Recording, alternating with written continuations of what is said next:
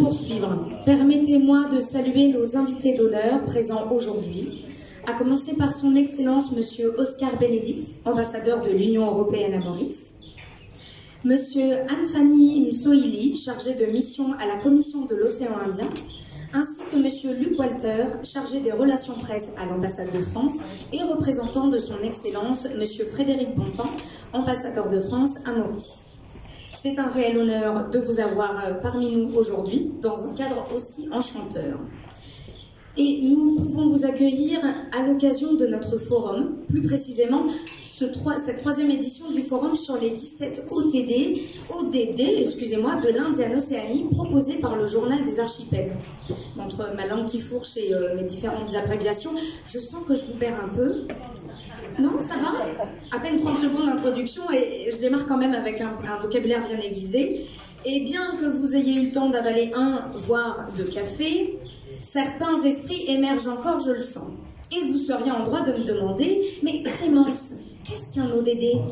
Et je vous répondrai, pour les moins réveillés, mais pas pour les moins érudits, un petit rappel. Ce forum aborde les objectifs de développement durable, soit les fameux ODD. Et ce matin, on s'intéressera plus particulièrement aux ODD 9 et 17. Je sens que je vous perds encore, mais ne paniquez pas, on y revient dans un moment. Ce qui est bon à retenir, c'est la thématique principale d'aujourd'hui, que vous trouverez en titre du hors-série du journal que normalement vous avez en main, au moment où je vous parle, dans vos petits tote bags. Voilà, on a des bons élèves, c'est bien. Et le titre est « Nos déchets, des trésors à valoriser ».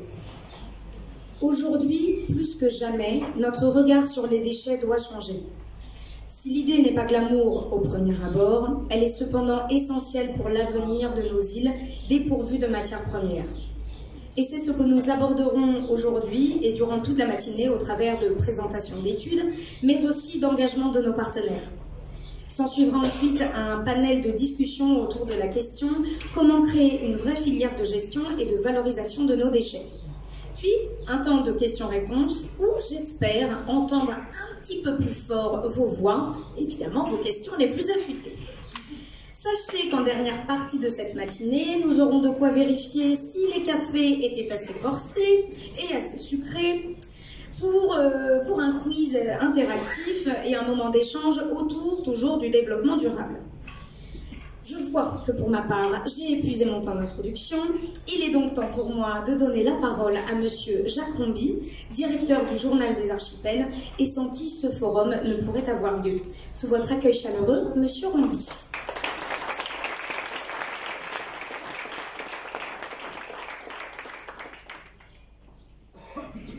Mesdames et messieurs, chers amis, merci, je suis vraiment très heureux de vous retrouver aujourd'hui. Bon, le protocole ayant été tellement bien fait par Clémence que je vais passer directement à ma présentation. Je tenais quand même à saluer particulièrement donc Shoren Goni, CEO de l'association des manufacturiers mauriciens, qui nous a fait le plaisir de venir. Madame Outine, qui représente le ministère de l'Environnement, qui a pu se libérer finalement. Et puis notre hôte ici, donc Edwige Gufflet, qui nous reçoit, donc qui est directrice générale de l'Aventure du Sucre. Voilà, donc concernant donc, notre forum aujourd'hui, comme vous savez, on le fait chaque année donc, sur des objectifs de développement durable. Donc cette année, on va parler précisément de recyclage des déchets, de valorisation et recyclage. Voilà, donc, comme vous savez, on essaie de faire un forum qui rentre dans l'action, qui permet de bosser. Hein. On va travailler, on va déchiffrer des analyses de nos amis de Kantar, on va faire des échanges entre nous pour essayer d'avancer sur le sujet. Voilà, donc tous mes partenaires et sponsors. La question principale, donc, c'est et si nous vivions enfin le passage d'une économie linéaire vers une économie circulaire? Cette idée que nous défendons au Journal des Archipels depuis bientôt 5 années semble être née de la dernière crise, dernière manifestation d'envergure que les hommes ont subie avec la crise Covid. Donc je prends soin de parler des hommes et pas de la planète, parce que la planète s'est très bien portée pendant le Covid. Hein. Vous avez pu constater autour de vous, pour anecdote, j'ai vu des couples de catovers qui reproduisaient dans les arbres de Montchoisy. sur la plage. Donc voilà, c'est une petite, je pense à ça à l'instant. Donc la nature a repris ses droits. Hein, que l'homme se calme, la nature reprend ses droits. Donc avant d'aller plus loin dans cet argumentaire, où, comme vous en doutez, je vais vous parler des déchets, je tenais à faire un petit brief sur l'histoire récente de l'humanité. Tout a commencé, voici quelques 12 000 ans avec l'invention de l'agriculture, dont un écrivain à succès a écrit que ce fut la plus grande arnaque de l'humanité. On s'est sédentarisé, avec tous les effets pervers qu'on connaît aujourd'hui. Donc sédentarisation des hommes qui a conquis rapidement toute la planète, courbée désormais sur les objectifs de productivité et ses effets pervers. Sédentarité amenant à l'urbanisation, la naissance du commerce dont Montesquieu pensait à tort que le doux commerce serait source de paix dans le monde. Il avait tort malheureusement. Passant sur les derniers millénaires entrecoupés de famines et de guerres, dues aux concentrations des hommes et des stocks de nourriture, générant des convoitises, pour en arriver à l'époque moderne, celle dite des Lumières, qui a introduit le principe de la culture au-dessus de la nature. La révolution industrielle avait permis enfin, croyait-on, de mettre la technique au profit du bien-être de l'humanité, sans penser alors que ce serait au détriment de la nature. Car enfin, et tous mes amis dans cette salle le savent bien, comment générer une croissance infinie dans un monde fini? Les effets pervers de la surproduction se sont amplifiés de façon exponentielle dans les années 50 avec leur lot de pollution, d'écocides en tout genre, et premiers symptômes issus du monde qui commençaient à s'emballer. Cela jusqu'en 1972 avec le rapport Meadows, que beaucoup d'entre nous connaissent, donc issu du Club de Rome, qui a commencé à alerter un petit peu l'humanité donc, sur les questions, sur le bien fondé de la surproduction. Pourquoi? Pour qui? Les années 2000, vues par certains comme la fin de l'histoire avec l'avènement du tout informatique, permettant encore plus de performance et de productivité, générant aujourd'hui un nouveau culte, celui du totémisme numérique. Soulignons au passage qu'en 2020, pour la première fois sur la planète, les productions humaines, matérielles, ont surpassé en masse la même chose en fait, au niveau de la masse des constructions et des objets produits par les humains. Donc il y avait plus de constructions faites par les hommes que par les vivants. Depuis 2020, on en est là, au point de bascule. Alors que ceci ne représentait que 3% de la biomasse totale au début du XXe siècle seulement. Enfin, et j'arrêterai là ces rappels historiques, en fait je suis bien obligé puisque j'arrive à 2025, avec l'avènement de l'intelligence artificielle, qui, comme j'aime à le répéter, je ne vais pas me faire que des amis, mais artificielle oui, intelligente non. Donc en résumé, nombreux sont les scientifiques, intellectuels, simples citoyens, mais aussi, et c'est heureux, les décideurs politiques et des entrepreneurs qui commencent à comprendre que les crises que nous subissons aujourd'hui, climatiques, sanitaires, sociales, géopolitiques, résultent des dernières décennies de courses effrénées à la surproduction aveugle. C'est le vivant qui a payé le prix fort de notre boulimie productiviste. Mais c'est du vivant que peut naître l'espoir du changement, celui d'une troisième voie, non pas celle d'un tout nature, non plus celle d'un tout production, mais celle d'une voie calquée sur la nature et les notions d'adaptation, circularité, de coopération qui rythment le principe de la robustesse.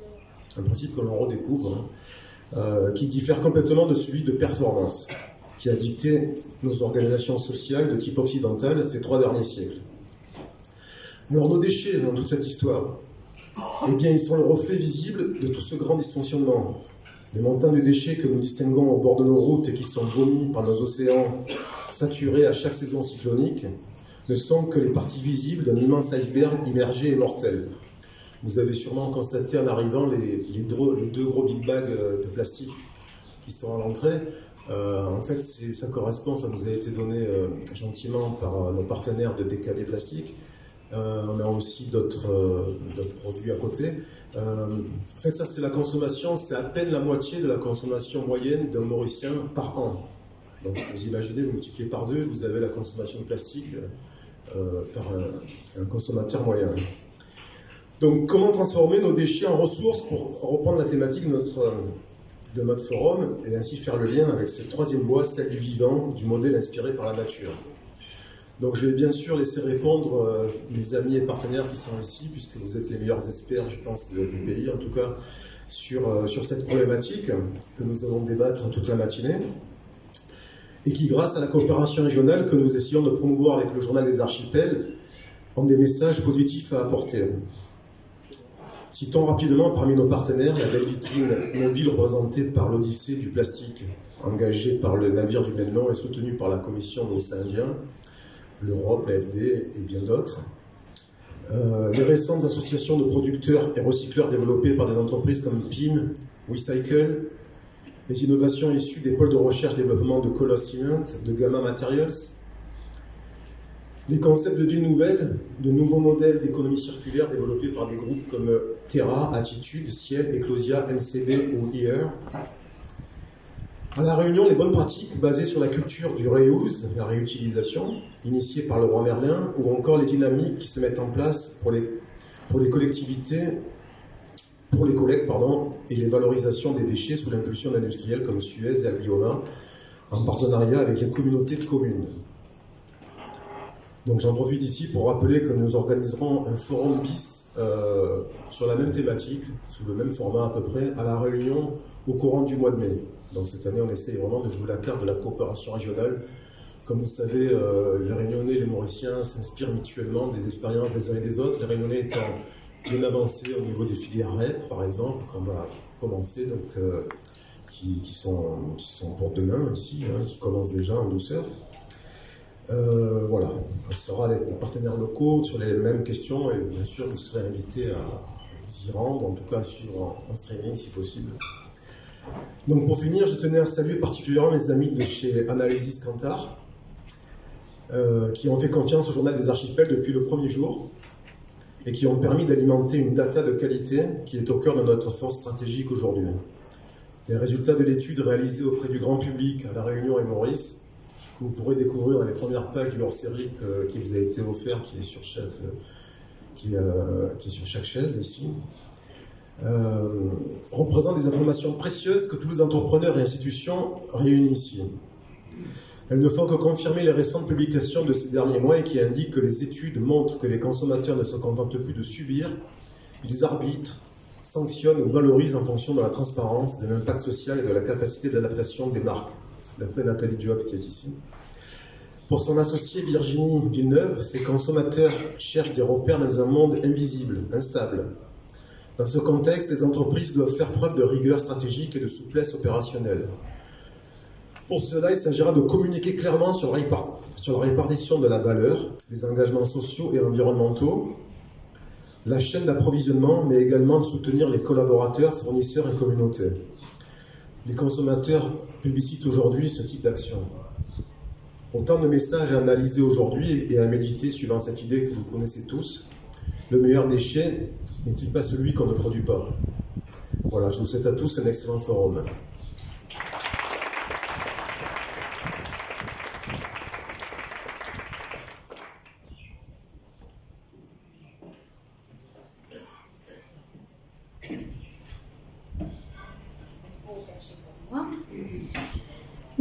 Merci Monsieur Rompi pour ces mots d'introduction et sans plus tarder, nous passons au vif du sujet à travers la présentation d'études de Analysis Kantar qu'on a déjà citées, traitant directement sur la question des déchets, de leur valorisation via le recyclage et les emballages dans l'océan Indien. Et pour cela, je vais inviter Madame Nathalie Job à me rejoindre sur scène, CEO du groupe Analysis Kantar.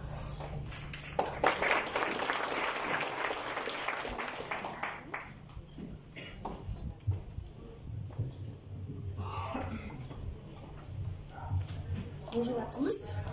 Merci Jacques de l'opportunité qui est donnée à travers ce partenariat de présenter des sujets qui intéressent beaucoup de monde et qui nous intéressent surtout nous au niveau de Analysis pour nous enrichir, pour enrichir notre quotidien et trouver en fait à travers ces informations des idées pour mieux comprendre la société qui nous entoure. Donc en fait, cette idée d'étude, les deux derniers forums, on avait vraiment travaillé auprès des études, plutôt auprès des professionnels, pour avoir des outils, des informations par rapport aux responsables de sustainability dans les entreprises. Et là, on a voulu aller voir un peu le grand public, c'est un peu notre spécialité, hein, de développer des stratégies à travers des études sur le terrain, dans la région, et à travers l'analyse de données. Donc voilà, je voulais présenter ce premier slide d'abord, parce que cette année, on fête nos 30 ans. Et je voulais juste dire un petit mot. Analysis a été créé en 1995 par Mohamed et moi-même et 2 autres personnes, dont malheureusement est décédée. Aujourd'hui, elle est rejointe par des nouveaux partenaires qui donnent tout son dynamisme et sa dimension régionale. Et on est assez content de continuer à notre petite mesure à aider les entreprises dans leurs projets, dans leur succès, et en tout cas, on espère dans leur succès. Donc cette étude, je sais pas trop si... Okay. Je dois viser quelque part. Voilà, c'est bon. Donc c'est une étude d'opinion et où on s'intéresse aussi au comportement par rapport aux déchets. Elle a été faite, elle a été menée conjointement à Maurice et à La Réunion. Donc aujourd'hui, je vais présenter des éléments de La Réunion aussi, mais pas autant. L'idée, c'était quand même c'est toujours intéressant de comparer. C'est pas pour dire on fait mieux, on fait moins bien, mais ça donne au moins un benchmark de se dire nos consommateurs où ils en sont dans leur réflexion. Donc ça reste une étude d'opinion sur une population, un échantillon de population. Donc on se veut le plus représentatif possible. Mais évidemment, on est toujours limité par quand, comment et qui on interroge. Donc cette étude, elle a été faite en ligne à travers 2 panels qu'on a développés depuis 6 ans dans la région, qui s'appelle My Voice Maurice, My Voice 974. Et donc forcément, on s'adresse à des gens qui sont digitalisés. Donc il faut savoir quand même qu'on est sur des populations très digitalisées dans la région. Ce serait peut-être pas aussi possible, bon, ça va plus vite que la musique, ce truc. Je sais pas, c'est pas moi en fait qui contrôle. Bon, c'était donc 800 personnes, voilà. Donc 2 territoires, le panel en ligne, forcément une population âgée de 20 à 55 ans. On a fait un redressement sur les quotas nationaux, mais évidemment on représente donc les gens de 20 à 55 ans et qui sont capables d'aller en ligne. Hein, donc c'est jamais 100% de la population. Ce qu'on va apprendre, ce qu'on va essayer de comprendre, c'est les opinions par rapport aux déchets et à leur gestion, les opinions et les usages par rapport au tri des déchets, les opinions par rapport au recyclage, et on a fait un tout petit point sur les usages par rapport aux encombrants. Donc c'est une étude, pas de comportement et d'usage approfondi, c'est vraiment une étude d'opinion. On aborde des sujets, évidemment. On pourrait aller sur chacun de ces thèmes, on pourrait aller beaucoup plus en détail, mais je pense qu'on a aussi des statistiques disponibles dans différents pays pour pouvoir aller plus loin si on le veut sur les quantités de déchets. Donc voilà, donc on va passer sur ces 4 points. Donc les opinions par rapport aux déchets et à leur gestion. Pas, mais... Donc en fait la première question c'était à quel point vous êtes personnellement préoccupé et inquiet par la quantité de déchets jetés dans la nature ou au bord de la route. Donc c'est très terre à terre, hein, les questions. L'idée c'est de voir un peu comment le public se situe.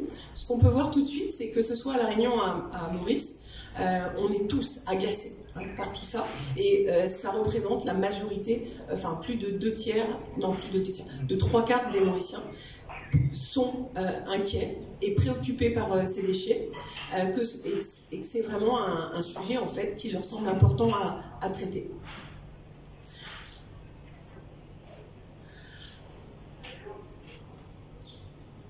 Excusez-moi, un truc qui va pas.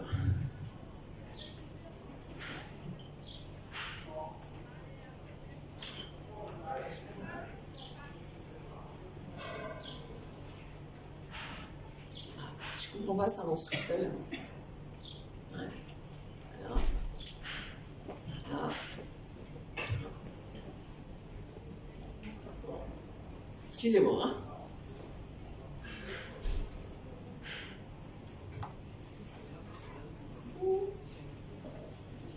Ça va passer Ah, voilà, bon.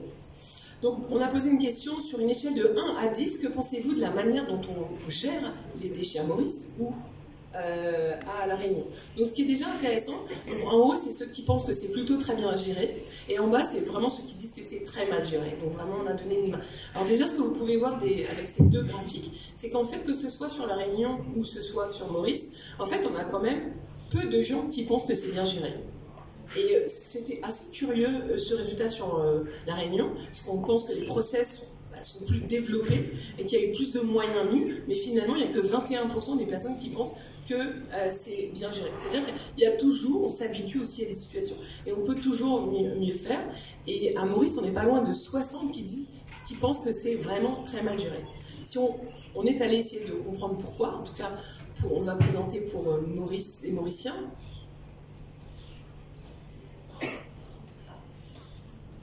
Ah, ok, d'accord. Donc, peut-être si vous pouvez encore faire un petit touche, parce que le dessus du milieu, ça n'apparaît pas.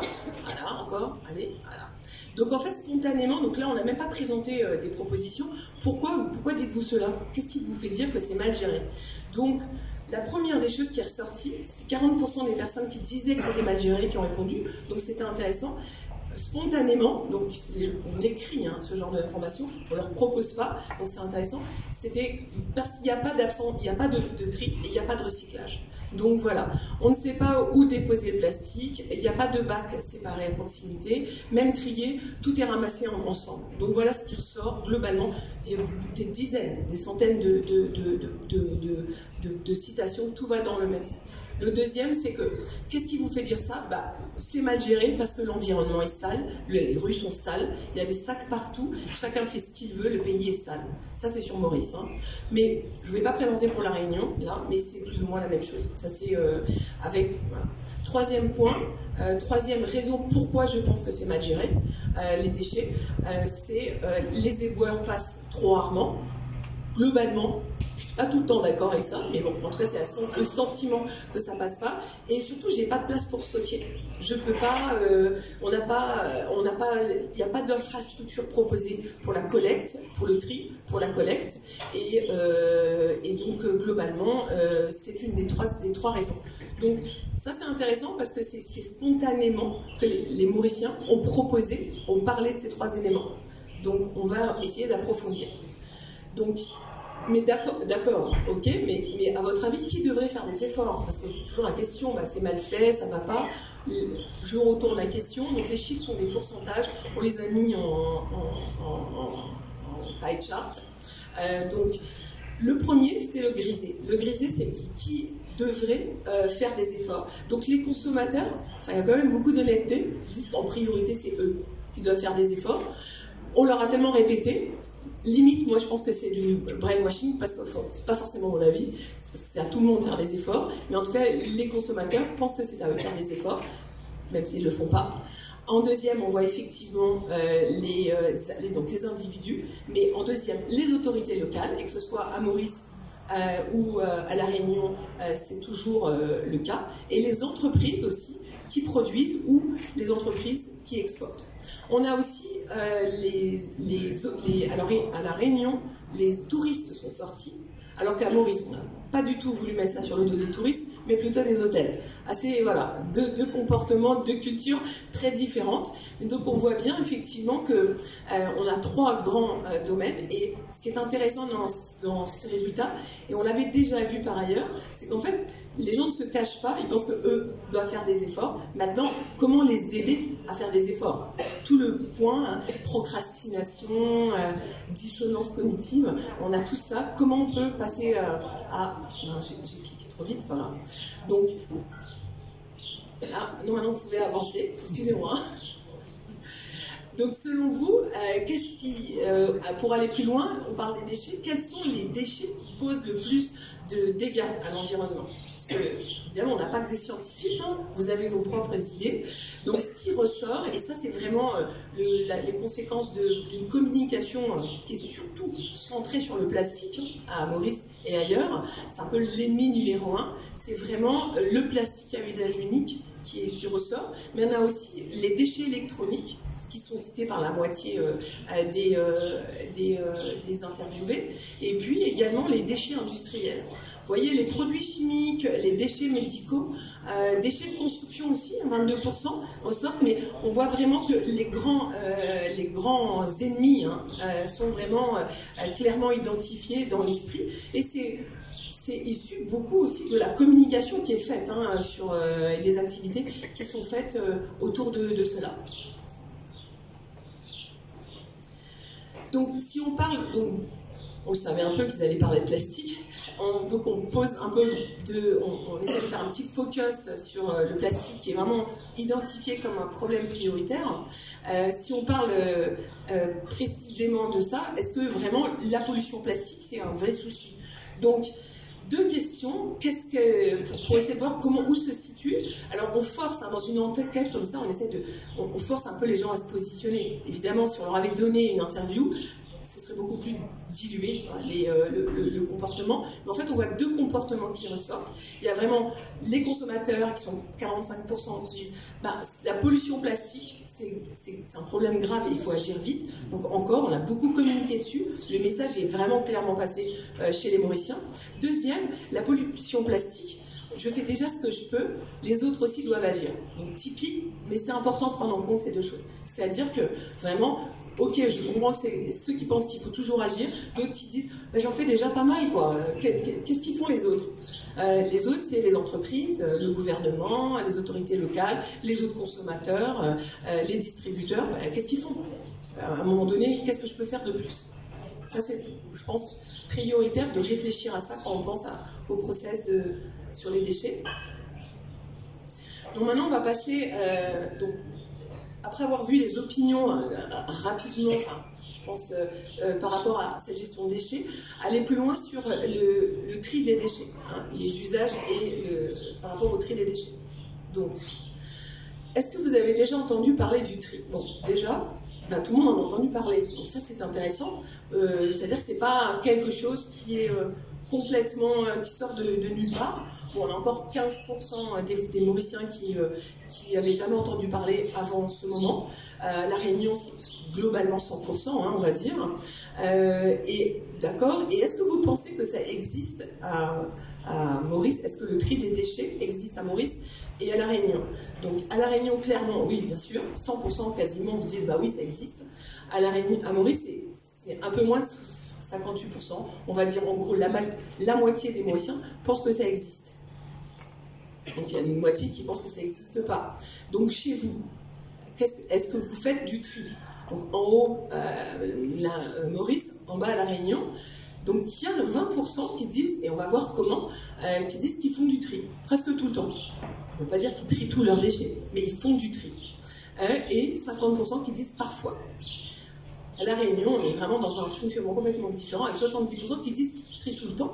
Après, il y a quand même 24% qui disent c'est parfois. Il y a encore une marge d'amélioration, et on le voit, puisque les études statistiques de l'INSEE, etc., le prouvent, il y a encore beaucoup à faire à ce moment-là.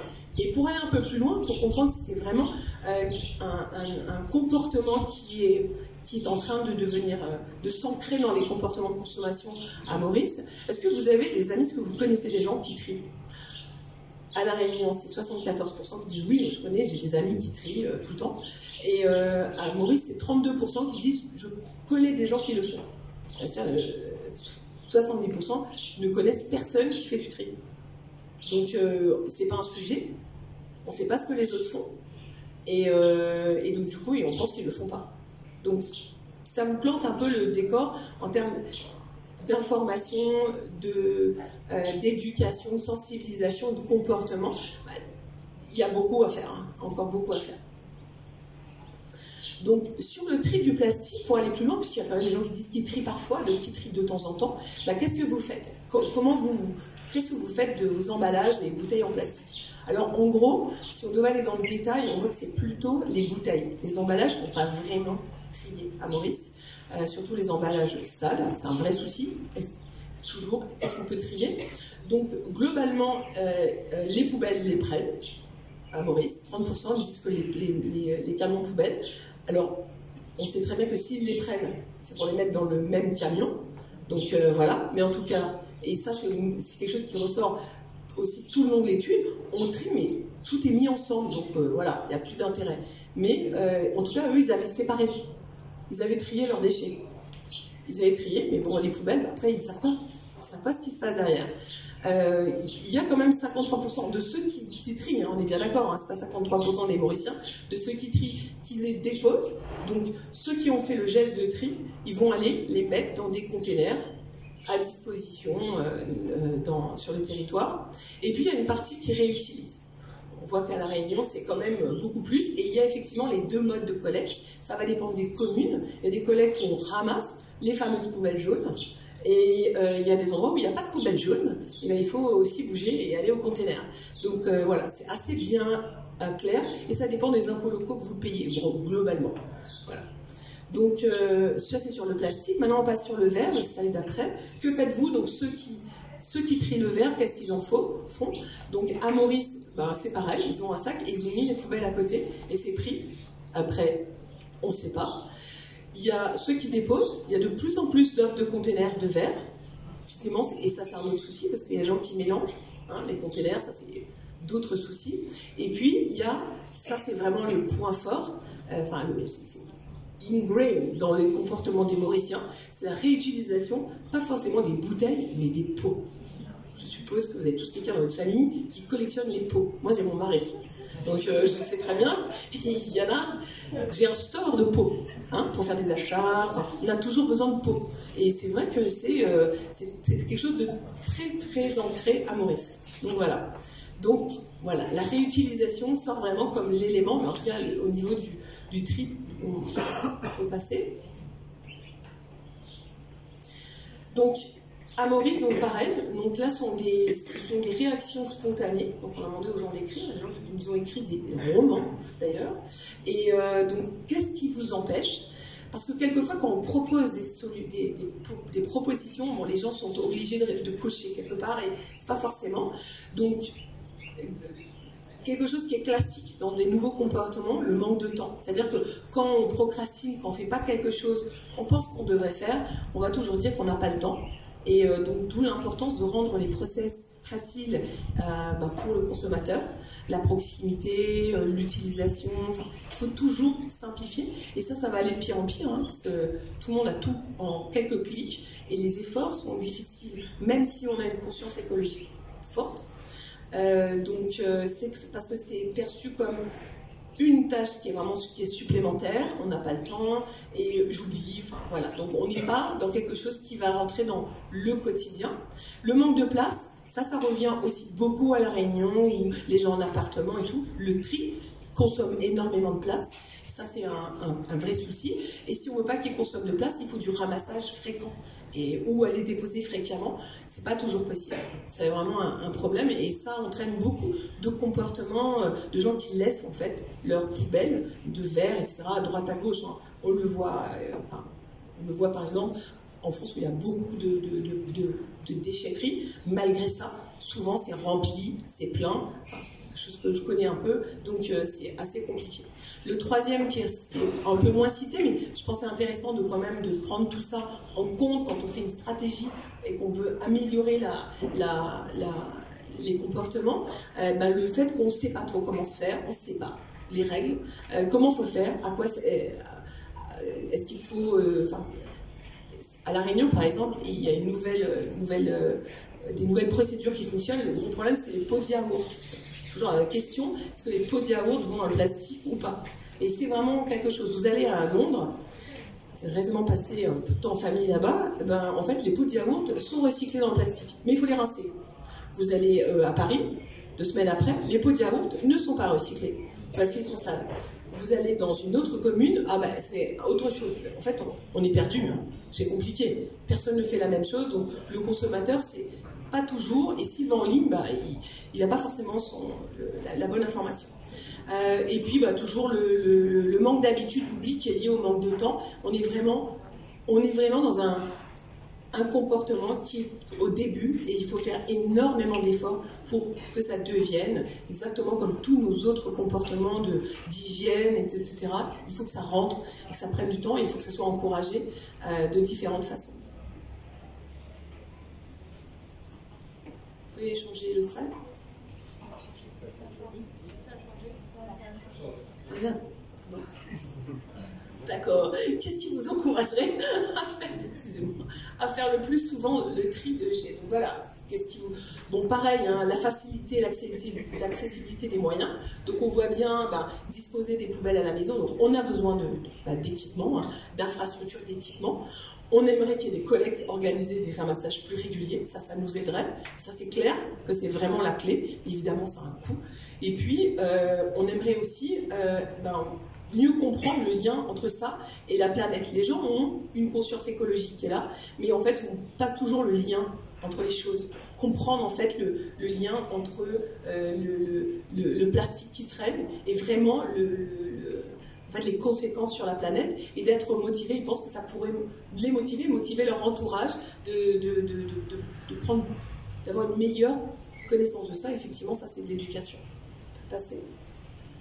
Donc, puisqu'on parlait de tri et qu'on parlait de déchets, on a aussi pensé qu'il était important d'avoir quelques opinions, les opinions sur le recyclage. Parce qu'on voit bien qu'à chaque fois, c'est lié en fait. Évidemment, pourquoi faire du tri? Pour en faire quoi? Pour le détruire, etc. Donc, les opinions, est-ce qu'on a déjà entendu parler du recyclage? C'est bon, 90%. Donc, c'est quelque chose qui est aujourd'hui bien clair. On a déjà entendu parler. On peut passer. Est-ce que vous êtes d'accord avec ces phrases? Le recyclage est un geste important pour protéger l'environnement. Deuxièmement, les déchets peuvent être transformés en nouveaux produits de qualité. Donc, deux éléments quand même un peu clés sur lesquels se fonde en fait le recyclage. Et donc là, ce qui est intéressant de voir, on a d'autres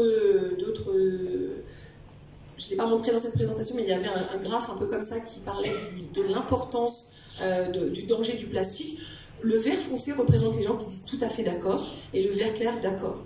Dans le danger lié au plastique, le vert foncé était très important, parce que tout le monde était d'accord que le plastique c'était dangereux pour l'environnement. Par contre là, on est dans le d'accord, mais on n'est pas dans du très d'accord. Donc ça veut dire que on connaît, mais on n'est pas tout à fait clair de comment en fait ce recyclage est vraiment. On est d'accord sans être complètement avocat de l'histoire, puisque le nombre de traits c'est 2%. Donc les gens qui vont donner un peu leur main au feu en disant oui, ça va vraiment, ça peut régler le problème de l'environnement et ça peut se transformer en produit de qualité. Donc voilà, donc ça c'est un élément qui est intéressant, parce que quand on voit ça, on se dit on a possibilité de vraiment faire de projeter des informations sur la qualité des produits qui sortent de ces opérations de recyclage. On voit qu'à La Réunion, on est plus ou moins sur les mêmes éléments. Alors, d'autres éléments sur l'efficacité du recyclage, les opinions pour voir l'efficacité réelle. Donc la question était, pensez-vous que les déchets qui sont triés à Maurice seront réellement recyclés, que ce soit à Maurice ou même à l'étranger? Alors là aussi, on voit tout de suite en fait, parce que c'est aussi des problèmes d'information, parce que n'oublions pas, je veux bien trier, mais ça sert à quoi tout ça, quoi? Ça sert à quoi? Donc un tiers qui pense que oui, en grande partie, 20% qui pensent oui, en grande partie, donc ça c'est intéressant, ceux qui pensent que ça peut être, le recyclage va pouvoir être efficace. Donc on est à peu près à la moitié des personnes qui pensent qu'il y a une certaine efficacité. Par contre, on a un énorme 30% de je ne sais pas. Et 12% qui doivent être un peu des irréductibles, les gens qui ne sont pas tout à fait d'accord, qui disent que ça ne sert à rien et tout. Alors ça veut dire quoi? C'est très positif, parce qu'il y a ceux qui pensent que ça va vraiment être recyclé, donc on n'est pas en train de nous berner. Mais j'ai encore besoin d'être renforcé sur ces histoires, c'est-à-dire j'ai besoin de preuves. En fait, ça, en marketing, c'est les gens ont besoin de preuves. Prouvez-leur la réalité. Je veux bien trier, que ce soit recyclé, je veux bien participer à des choses, mais montrez-moi que c'est vrai. Donc j'y crois, 20% j'y crois, les autres j'y crois en partie, mais j'aimerais bien avoir un peu de preuves. Je ne sais pas, j'en sais rien. Où sont les preuves? Qu'est-ce que vous faites avec ça? Je ne suis pas informée, je ne comprends pas, je doute. Donc là, on est dans l'information, et une information nationale. Donc, pourtant, vous en faites tous, hein, mais c'est difficile hein, d'arriver aux oreilles des consommateurs qui sont tous les jours submergés de messages et tout le temps dans leur téléphone. Et donc, il faut vraiment un travail en continu pour pouvoir avoir ce genre de résultats. Le recyclage, alors ce qui est ressorti, est-ce que vous connaissez des exemples de recyclage? Pareil, là on a été sur tout ce qui était spontané. Et ce qu'on a vu en fait, il y a vraiment une institution qui ressort à Maurice, clairement. C'était vraiment Mission Verte. Il y a aussi des acteurs qui est sorti vraiment de façon spontanée. Après, c'était pas non plus 100%, vous voyez, mais c'est quand même quelque chose. On a eu des gens qui ont cité Polypet, Phoenix Dev, Phoenix Earth, PIM. Sont perçus, donc c'est petit, mais ils sont sortis spontanément. Donc ça, c'est ce qu'on appelle le top of mind. Donc c'est important, que ça veut dire qu'il y a eu un travail et que les choses sont en train de se mettre en place. Mais évidemment, il faut continuer. On a un peu plus de détails sur ces acteurs, si vous voulez, dans l'étude. Ceux qui sont là, je peux leur donner. Le dernier point, c'était un point moi qui me tenait particulièrement à cœur parce que j'habite dans une région rurale et je vois tellement de déchets dans les champs de canne quand on se promène ou au bout de vélo que c'est terrible. Donc je me dis, mais qu'est-ce qui se passe avec les encombrants? Et on a tous des problèmes avec nos encombrants. Donc la question, est-ce que dans les 12 derniers mois, vous avez dû vous débarrasser d'un déchet volumineux, un frigo, un meuble? On a donné des exemples, hein, parce que s'il n'y a pas d'exemple, on ne va pas parler d'encombrants, hein, les gens ne vont pas comprendre. Donc, bon, clairement, plus ou moins très proche dans les deux îles, oui, au moins une fois dans l'année, un individu, la moitié des individus vont devoir jeter un encombrant. Donc c'est quand même quelque chose qui touche tout le monde. Hein. C'est pas quelque chose qu'on ne devrait pas traiter... on voit l'urgence, parce que les 50% des gens vont devoir gérer un encombrant. D'accord. Maintenant, qu'est-ce que vous en faites? Soyons honnêtes. Bon, même si on dit soyons honnêtes, tout le monde n'est pas d'une grande honnêteté. Mais donc déjà, on a mis ici un peu les déchets. Alors, il faut savoir qu'à Maurice, les déchetteries, ou des recycleries, il n'y en a pas beaucoup et de toute façon, elles sont fermées au public. Pour y aller, on ne sait même pas comment s'y prendre. Mais il y a les municipalités qui font des ramassages. Donc ça, c'est sorti. Donc sur Maurice, c'est la couleur foncée. Et on voit pratiquement, c'est intéressant, parce qu'on voit des choses très similaires de début dans les départements, des choses volumineuses, on va les donner à une association ou à un proche. Pardon. On va les donner à une association ou à un proche. Il y a la revente, beaucoup plus déjà dans les usages à La Réunion. On va essayer de revendre sur l'occasion. À Maurice aussi. Mais à Maurice, il y a d'autres soucis sur les plateformes de revente, notamment le fait tous les problèmes au niveau et je vois qu'il y a un policier, c'est important, au niveau du recel. Parce que sur les plateformes de vente d'occasion, il y a aussi beaucoup de recel. Et en fait, il y a des gens qui se retrouvent dans des situations difficiles parce qu'ils ont acheté des produits. Et en fait, ce n'est pas des produits d'occasion, c'est des produits qui ont été volés. Et c'est un souci, il faut arriver à... Oui, ça existe et c'est assez embêtant, on va dire.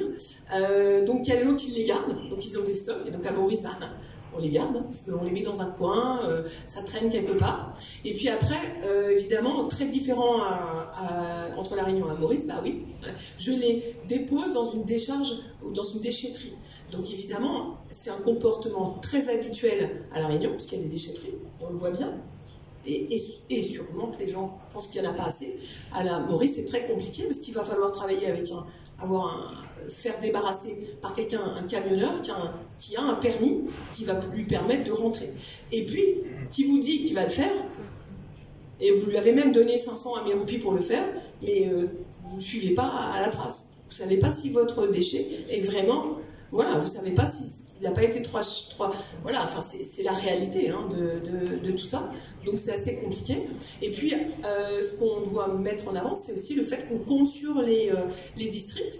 Ça aussi, c'est quelque chose qui existe. Les districts font des ramassages, souvent le dimanche.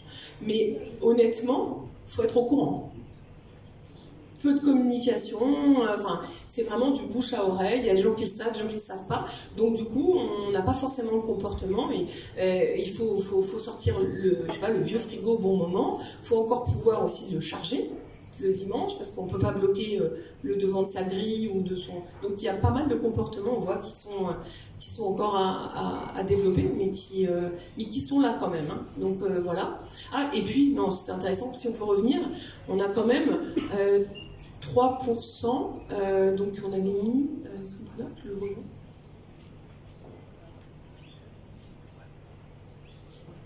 Ok. Je sais pas pourquoi il n'est pas là. Il y a quand même des gens qui avaient clairement dit qu'ils abandonnaient ça doit être dans le document, le long de la route. Ah ouais.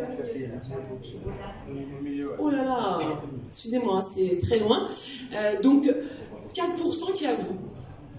Je ne sais pas ce que ça veut dire. Si on doit multiplier par 2 ou 3, c'est quand même important. Donc maintenant, on comprend d'où ça vient. C'est pas énorme, mais ça suffit à encombrer nos chemins et les champs et avoir vraiment voilà, du travail à faire.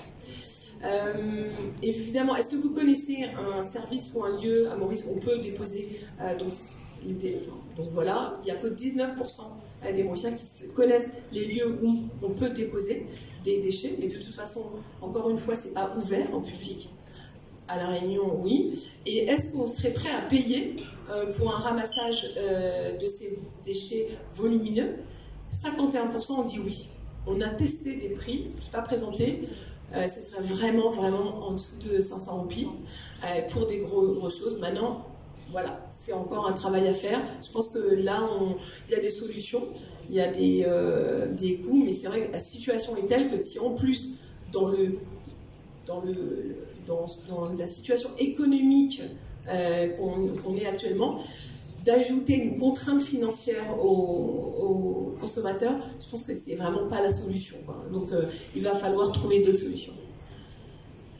Donc voilà, je vais passer mon temps, donc je ne vais pas passer sur les résultats clés, je pense que c'est, peut-être on peut les déposer, donc peut-être justement, on voit qu'il y a des préoccupations, elles sont importantes, mais il y a un peu un sentiment d'impuissance que c'est pas que nous qui avons voilà, il faut que les autorités, les entreprises fassent quelque chose. On est d'accord qu'il y a une responsabilité partagée, et ça c'est important, mais il y a quand même des attentes fortes sur les autorités, à Maurice et à La Réunion. Bon, le plastique est vraiment le symbole de la pollution, mais il y a autre chose. Il faut parler des piles, il faut parler de... Il y a beaucoup d'autres choses. On voit qu'il y a un travail. Le tri, et c'est les tri connus, que c'est... On comprend plutôt ce que c'est, mais qu'on a beaucoup on a encore beaucoup de travail et d'infrastructures à mettre en place pour le mettre en pratique. Le recyclage est perçu comme essentiel, on l'a vu, c'est important, mais pas toujours compris, on n'est pas toujours sûr de ce que ça devient, et ça c'est important pour pouvoir avoir on va dire l'adhésion de tout le monde. Et bien sûr, la problématique des déchets encombrants, je pense que c'est important, parce que c'est important pour l'image, c'est ressorti beaucoup, hein, l'image du pays comme un lieu touristique, mais aussi pour les Mauriciens qui ont besoin, qui aiment que leur pays soit beau, et qui malheureusement subissent 4-8% de gens qui jettent encore, on va être optimiste, peut-être moins de 10% qui ont des mauvais comportements, mais qui finalement sont en train de peser sur la vie de tout le monde et de tous les jours. Voilà. Merci beaucoup.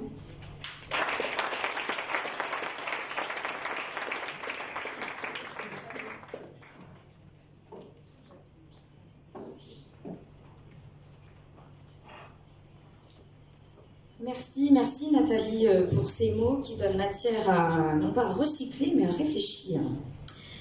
À la suite de ces éclaircissements, et parce qu'aucune transformation durable ne se fait seule, nous allons voir comment la coopération régionale s'empare de ces enjeux. Je vous invite donc maintenant à découvrir un autre de nos partenaires, j'ai nommé la Commission de l'Océan Indien, au travers de ses engagements. Cette vidéo que nous allons voir juste derrière moi a été réalisée et produite par le Journal des Archipels en partenariat avec la COI qui vient traiter du projet Exploit. Nous revenons dans quelques minutes.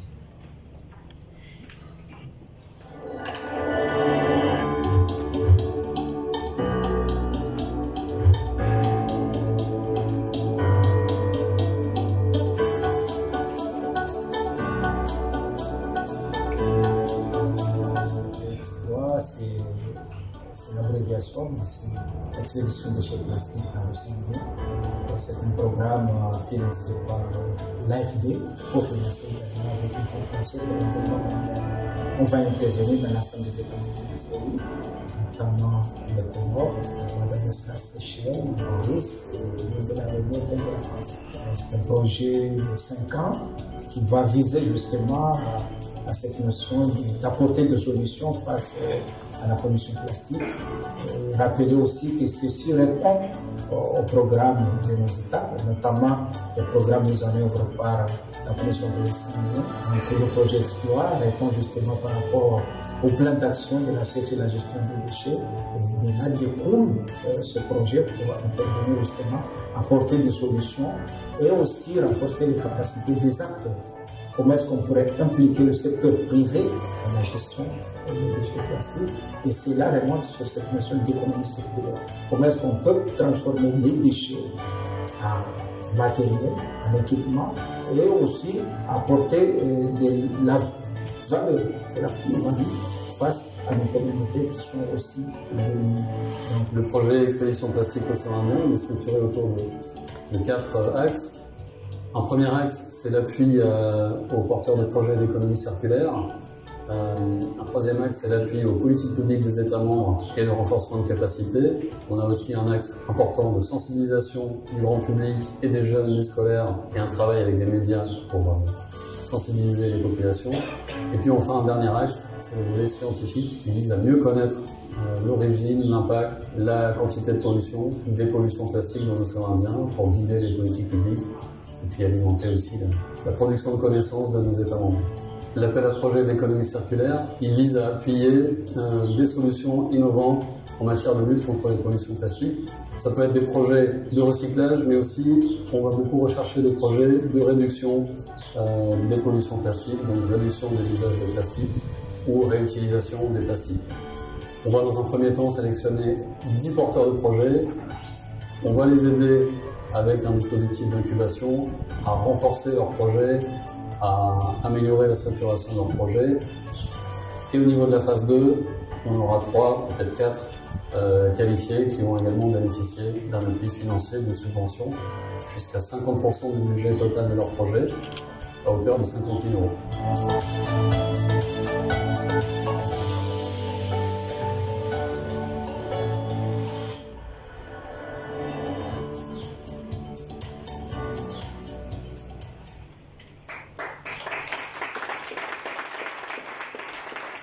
Merci pour eux. Et puisque les choses sont bien faites, une vidéo ne suffirait pas à ravir nos cœurs, n'est-ce pas? J'invite donc Monsieur Anfani Msoili, chargé de mission transition énergétique et écologique, j'ai fait un petit raccourci, pardon, au tourisme et à la migration à la Commission de l'Océan Indien, à me rejoindre sur scène pour nous toucher un mot de vive voix cette fois. On peut l'applaudir.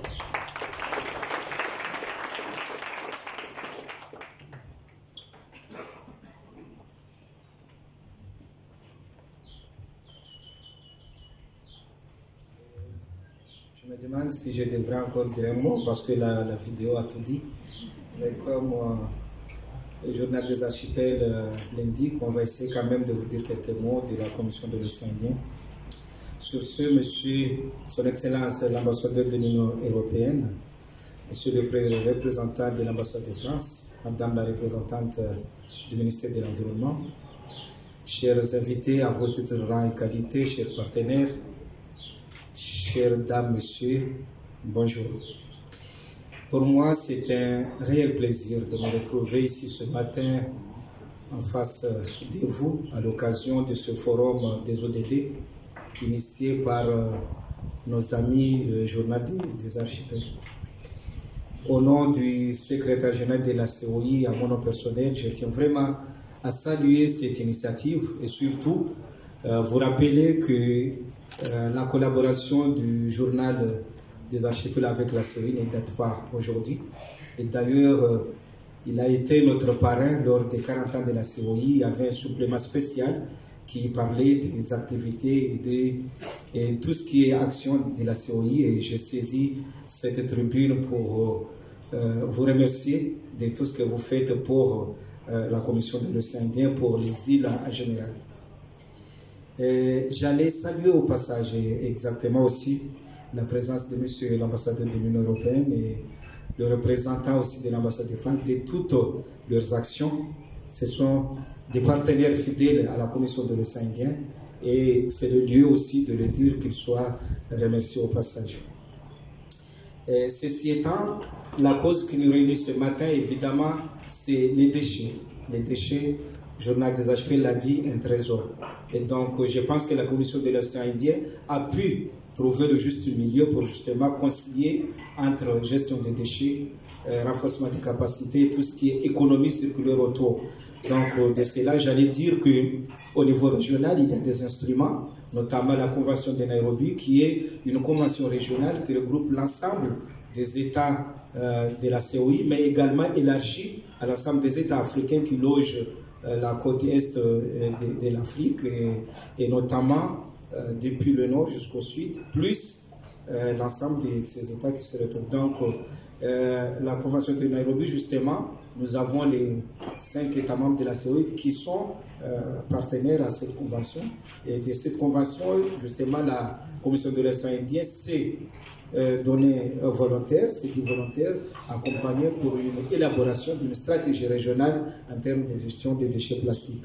Donc nous pensons que d'ici la COP 12 de la Convention de Nairobi en 2026, cette stratégie va être présentée et qui a comme objectif principal surtout amener nos États à s'engager encore plus sur ces thématiques et voir quelles sont les possibilités à apporter et quels sont les avantages, les inconvénients et comment est-ce qu'on pourrait avoir des océans clairs sans déchets et surtout au niveau de la pollution marine. Donc aussi, c'est le lieu de rappeler que l'ensemble de nos partenaires financiers, notamment j'allais dire l'Union européenne, l'AFD, le Fonds français pour l'environnement mondial.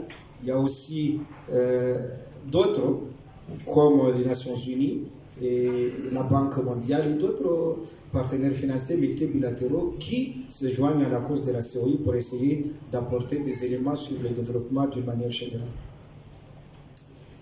Donc j'allais dire, forte de cette position, la Commission de l'océan Indien s'engage comme étant un point stratégique dans l'océan Indien en favorisant justement la coopération régionale et la mutualisation des savoirs au service du développement durable.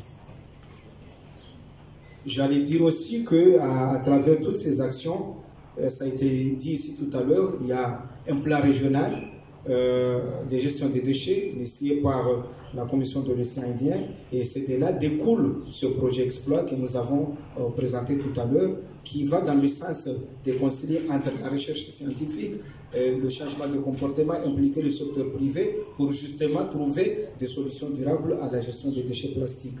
Je n'allais pas revenir encore là-dessus comme on a vu cette vidéo, mais c'est le lieu de vous dire que nous avons des équipes qui sont là et qui accompagnent les politiques publiques de nos États, qui veulent accompagner le secteur privé, les ONG, les gens qui sont engagés, et le milieu scolaire, tout ce monde-là doit être impliqué pour qu'on puisse avoir des éléments et des astuces pour trouver des solutions à cette pollution plastique qui rogne nos États et qui aussi dérange, disons ce que je peux dire, l'économie de nos États.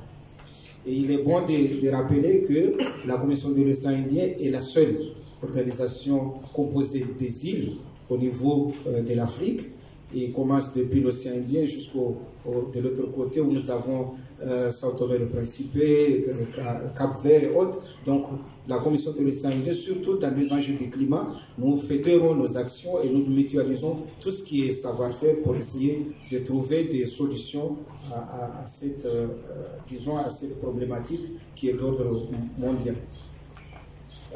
Sur ce, j'allais vous inviter vraiment à vous joindre à cette initiative de la Commission de l'océan Indien, mais également à se joindre à cette initiative des journaux de la super pour qu'ensemble on puisse trouver des solutions, sinon proposer des initiatives allant dans le sens du développement durable et espérer que demain on aura un océan Indien sans plastique. Et je vous remercie de votre aimable attention.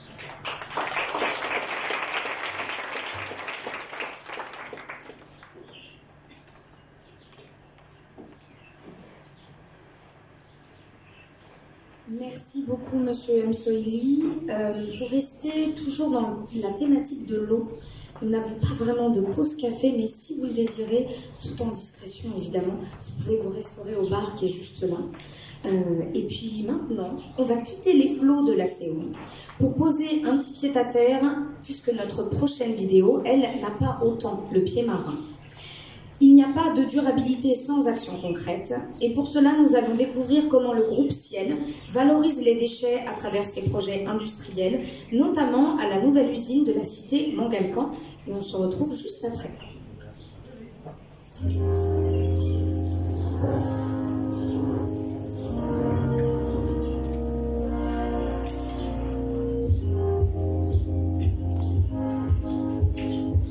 Ce projet de rénovation de nouvelle usine répond vraiment à une volonté affichée du groupe Ciel et d'Evolis Properties de réhabiliter un bâtiment emblématique qui a vraiment marqué l'histoire industrielle de l'île et aussi l'histoire du groupe Ciel. Lorsqu'on a voulu travailler avec la Déchetec, The Good Shop et le bureau d'architecture du GAD, c'est parce qu'en fait, ils partageaient les mêmes valeurs que nous.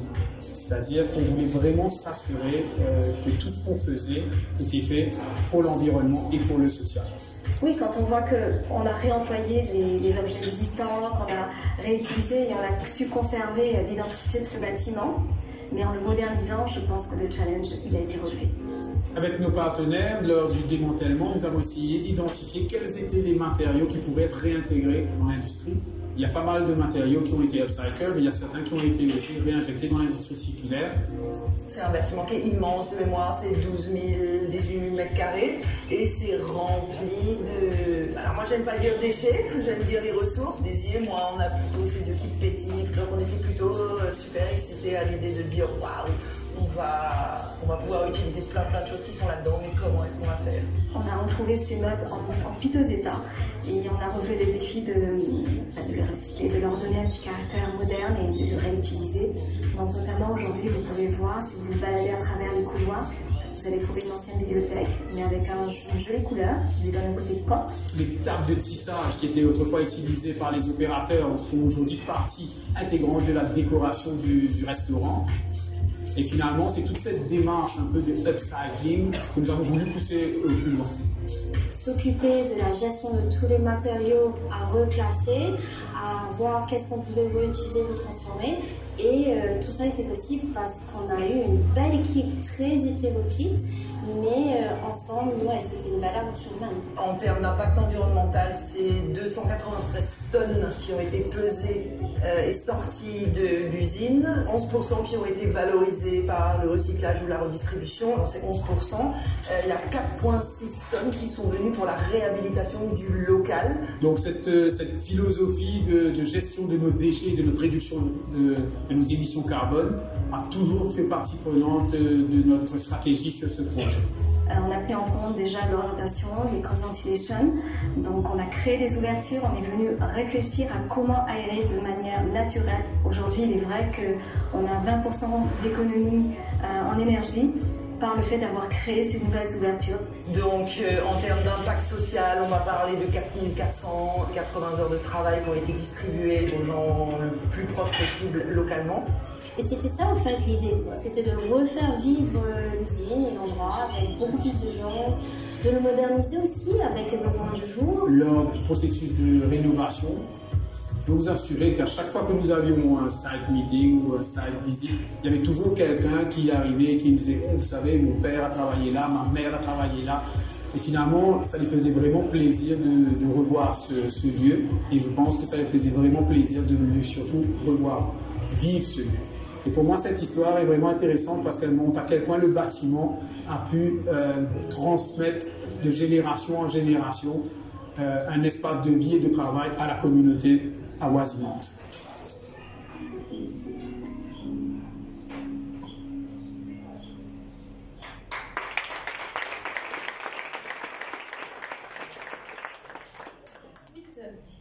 Oui, pour faire suite à cette vidéo, j'invite sans plus tarder cette fois Madame Divya Sarvansingh, Head of ESG de Ciel, pour nous parler plus en détail des engagements du groupe.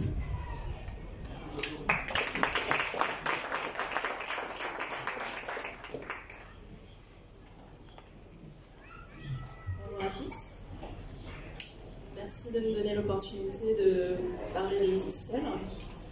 Le sujet d'aujourd'hui nous tient particulièrement à cœur. Nous parlons, comme le dit si bien dans cette vidéo, pas forcément de déchets, mais de ressources. Et je pense que c'est vraiment la terminologie à adopter aujourd'hui.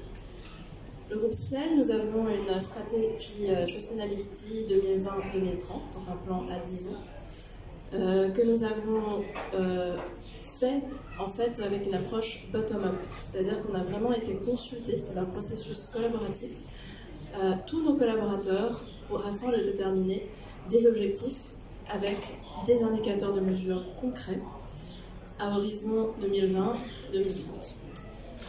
Et parmi ces objectifs, nous avons un objectif donc sur la gestion des déchets. Donc on souhaite atteindre à 2030 un taux de waste diversion from landfill, excusez-moi pour l'anglicisme, de 50%.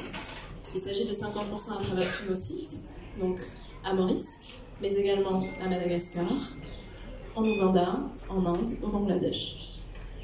Donc c'est un objectif qui est quand même ambitieux parce que les territoires ne sont pas homogènes. Il n'y a pas forcément l'existence de la même infrastructure et la proximité avec les écosystèmes de la gestion des déchets dans tous ces territoires, qui est quand même un challenge et un obstacle de taille. On a vu que ça rejoint vraiment l'esprit de ciel à travers Evolis, dans la vidéo que vous avez vue, où on parle énormément donc, de régénération, mais je ne vais pas non plus empiéter sur l'intervention de mes collègues plus tard à ce sujet. On va laisser un peu de suspense. Et par contre, j'aimerais aussi dire un mot sur les autres, peut-être, clusters de notre groupe, où on parle énormément de circularité. Donc nous faisons ça notamment avec le cluster ciel textile, où nous avons réussi à atteindre des chiffres assez impressionnants. Donc nous avons environ 80% des déchets qui sont aujourd'hui détournés des landfills. Donc c'est assez intéressant. Et nous avons aussi 6 de nos usines qui sont des usines zéro déchet. C'est le cas notamment en Inde. Et nous avons à Madagascar des usines qui sont zéro déchet textile. Et il y a vraiment un véritable travail sur la circularité qui est fait. Et ce qui est intéressant aussi, c'est de venir voir comment est-ce que ce travail est fait d'abord en interne, avec des gestes de tri, aussi avec des employés qui sont mobilisés pour faire de l'upcycling et qui permettent aussi à ces employés d'avoir une source de revenus supplémentaire. Et c'est aussi cet aspect humain que nous souhaitons souligner aujourd'hui. Nous avons également un vrai travail qui est fait au niveau de Ciel Hotels and Resorts, où on parle énormément de la problématique des déchets alimentaires, vu l'industrie. Et nous avons réussi à établir encore une fois des vrais gestes de tri et des vrais gestes de mesure avec de vraies données, afin d'adapter les bons gestes ensuite dans les cuisines et envers aussi tous nos clients, où on a adopté des gestes simples qui sont parfois un peu, qui peuvent sembler risibles, mais qui ont eu un impact immédiat. Alors, par exemple, nous avons constaté que le fait simplement, lors des buffets, de réduire la taille de l'assiette a entraîné un comportement envers nos clients qui se servait moins, finalement, et qui gaspillait moins, surtout, et quitte à se resservir après. Donc, parfois, on parle d'innovation et on parle de grands circuits, etc. Et il suffit de gestes simples qui ont vraiment de l'impact. Donc, à la base de la gestion des déchets, il y a l'humain. Et l'humain doit être accompagné. Et c'est aussi aujourd'hui un point que je pense qu'on va revoir à travers toutes nos discussions. Et enfin, juste pour dire que nous avons aussi des objectifs de réduction d'émissions carbone. Et la gestion des déchets, il vient soutenir en fait nos autres objectifs. Il y a une vraie interconnexion. Et afin de nous permettre d'adopter tous ces gestes et adopter ces bonnes politiques et ces bonnes pratiques, je tiens aussi à faire un parallèle avec les problématiques de traçabilité, car tant que l'on ne connaît pas nos chaînes de valeur, il est très difficile aussi de travailler sur la gestion des déchets en amont. Et c'est aussi quelque chose qui me tient beaucoup à cœur, notamment, on va le voir avec dans nos secteurs textiles. Le choix du matériau, le choix du design, de la conception, ça a un impact assez significatif sur la génération de déchets. C'est un exemple parmi d'autres. Donc voilà, j'espère que j'ai un peu fait le tour du sujet. Et comme je le disais précédemment, mon collègue ici présent va peut-être nous apporter plus de lumière sur des gestes concrets qui ont été implémentés à Evolis. Merci beaucoup pour votre attention.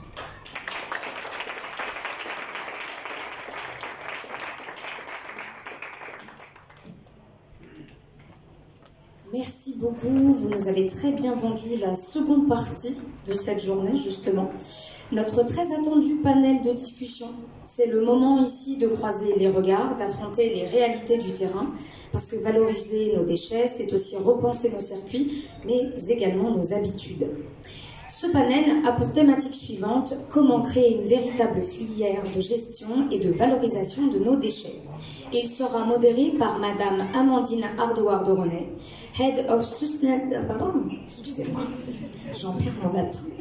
Head of Sustainability and Inclusive Growth, yes, à Business Mauritius, que j'invite d'ailleurs à me rejoindre sur scène. Merci Amandine de votre présence. Et puis, pour aiguiller un petit peu le public, permettez-moi de rajouter ceci avant de vous offrir la parole. Cette année-ci, nous aurons un panel hybride. Et certains d'entre vous me demanderont, mais Clémence, qu'est-ce qu'un panel hybride? Je vais vous répondre. Nous retrouverons simplement des panélistes aux différents abords de l'endroit qui nous accueille. Je m'explique. D'abord sur scène, mais également dans le public, et enfin sur l'écran juste derrière moi, en espérant, Amandine, ne pas vous infliger un torticolis. Mais parfois, on ne le sait que trop bien, pour l'avenir d'un monde plus durable, certains compromis sont de rigueur. Allez, trêve de plaisanterie. J'appelle sans plus tarder sur scène nos différents panélistes. J'ai nommé Grégory Martin, le directeur de Motopia, que nous pouvons applaudir, merci. Samuel Mojan, Operational Excellence Manager à Made in Maurice. Nilam Ramreka, la fondatrice de PV Solutions, qui va nous rejoindre dans quelques secondes. Caroline Rowe, qui est Chief Sustainability Officer à Eclosia, décidément ce mot. Nivesh Uchana, Head of Maintenance à Evolis Properties du groupe Ciel. Bienvenue. Et enfin Jean-Marie Illy, chef du projet Exploit à la Commission de l'Océan Indien. Dans le public, parce que ne l'oublions pas, c'est un panel hybride, nous aurons le docteur Maën Konia, qui est par ici, il se montre, merci, Head Technical Product and Business Development à Gamma Materials Ltd. Et Eric Corson, qui est juste à côté de lui, directeur général chez PIM Ltd. Et enfin, en visio, nous retrouverons Philippe-Alexandre Eboa, président du syndicat de l'importation et du commerce de la Réunion, directeur de l'île Réunion et l'île Distribution à la Réunion toujours, et Rachid Razak, directeur général des services du syndicat de traitement des déchets Nord-Est Réunion. Vous vouliez tester ma prononciation, j'en suis sûre. Et enfin, nous aurons aussi Denis Cosian, le directeur de Leroy Merlin à l'île de la Réunion. Sur ce, la scène est à vous, Amandine.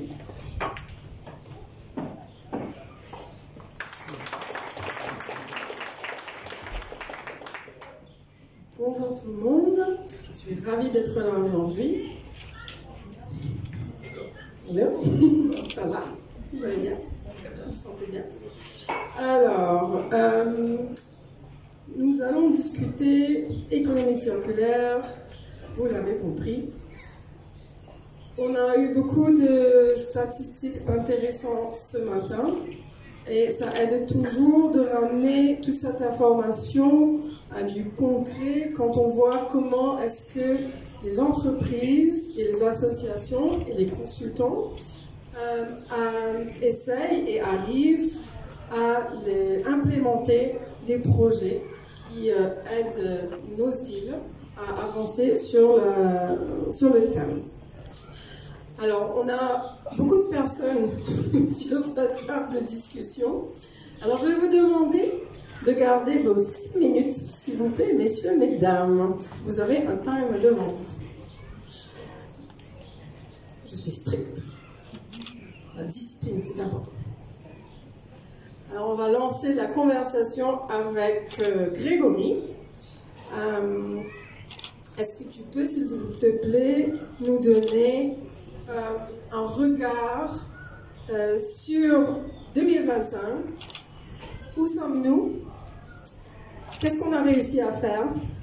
Quelles sont les avancées? Et quels obstacles nous freinent encore en cette belle année 2025?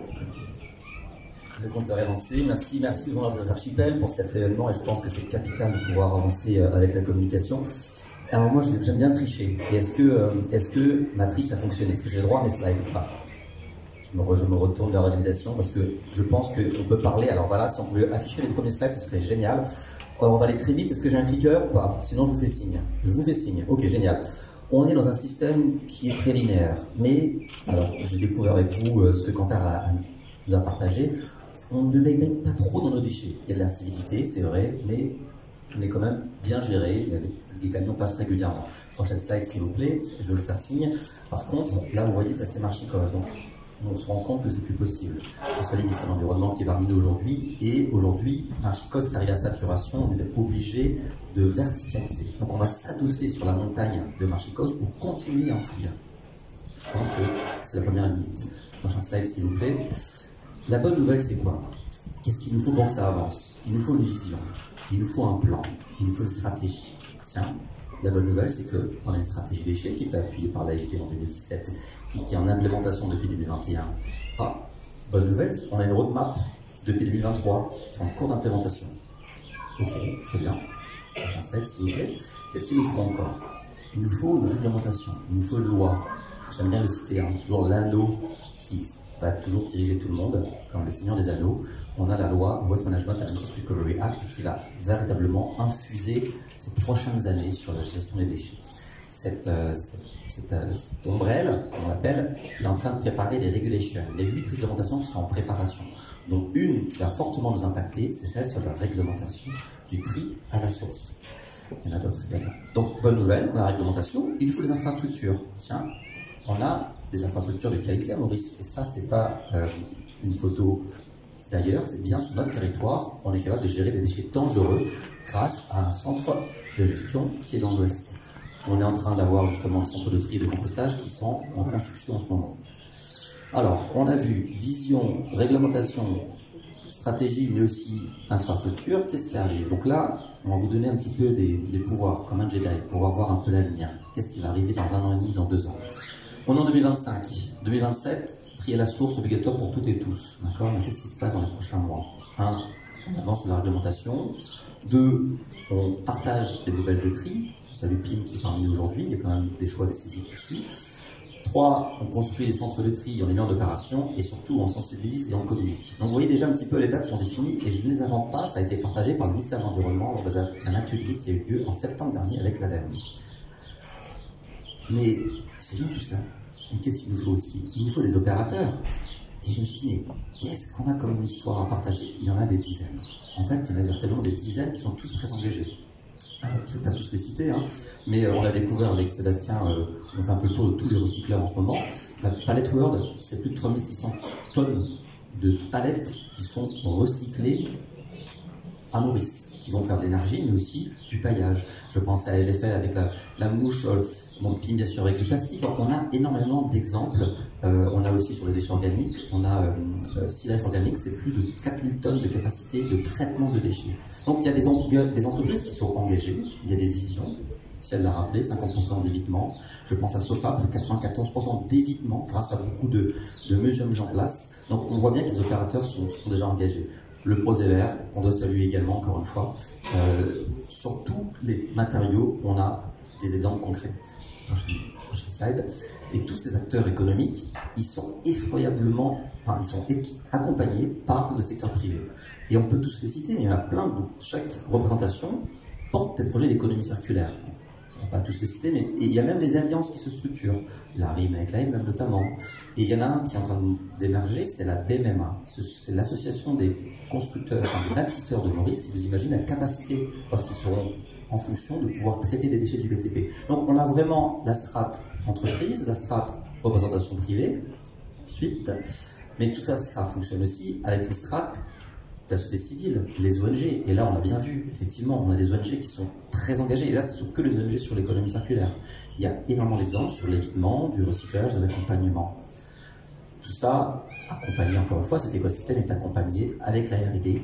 On le voit, l'Université de Maurice a travaillé sur l'évitement du gaspillage unique, mais aussi, je salue Gamma qui est parmi nous, mais il y a aussi Omniken et Terra qui utilisent en fait des cendres de canne dans la construction. Ça c'est rendu possible grâce à quoi? Grâce à la R&D et notamment du financement, notamment de MRSI, notre partenaire. Merci. On voit émerger de plus en plus de recycleurs, une trentaine de recycleurs, pas tous au même niveau, mais ça monte, c'est intéressant, et des outils financiers. Il manque quelques slogos, j'en suis d'accord, mais on a quand même des outils financiers qui sont là. Prochain slide, s'il vous plaît. Mais Maurice n'est pas seul. On a l'appui de nombreux partenaires, et ça, c'est la force de notre territoire. Maurice est une place géopolitique capitale, et on a fait un peu le point. On parle bien sûr de la COI, mais je pense à l'Union européenne qui accompagne justement toute l'économie circulaire. En ce moment aussi, on a le PNUD qui accompagne sur la gestion des déchets dangereux.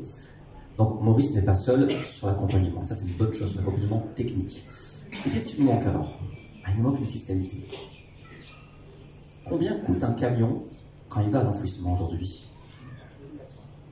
Ça, c'est le coût de quoi? D'envoyer. L'essence, c'est ça. Voilà. On a un problème là-dessus. On a un problème de fiscalité, ce n'est pas normal que ça ne coûte quasiment rien. Sans dire le camion, donc on peut envoyer une tonne comme 10 tonnes. Donc on a un problème sur la fiscalité.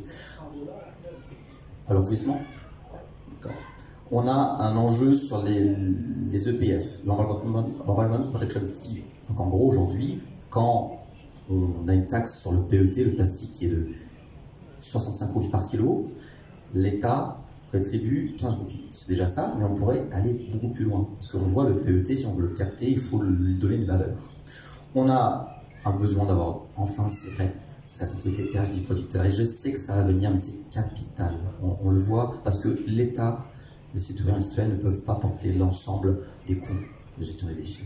On a besoin surtout d'une réglementation du tri à la source qui arrive, heureusement. Pourquoi? Parce qu'en fait, les opérateurs recycleurs nous disent qu'ils ont faim, ils ont besoin de matière à recycler.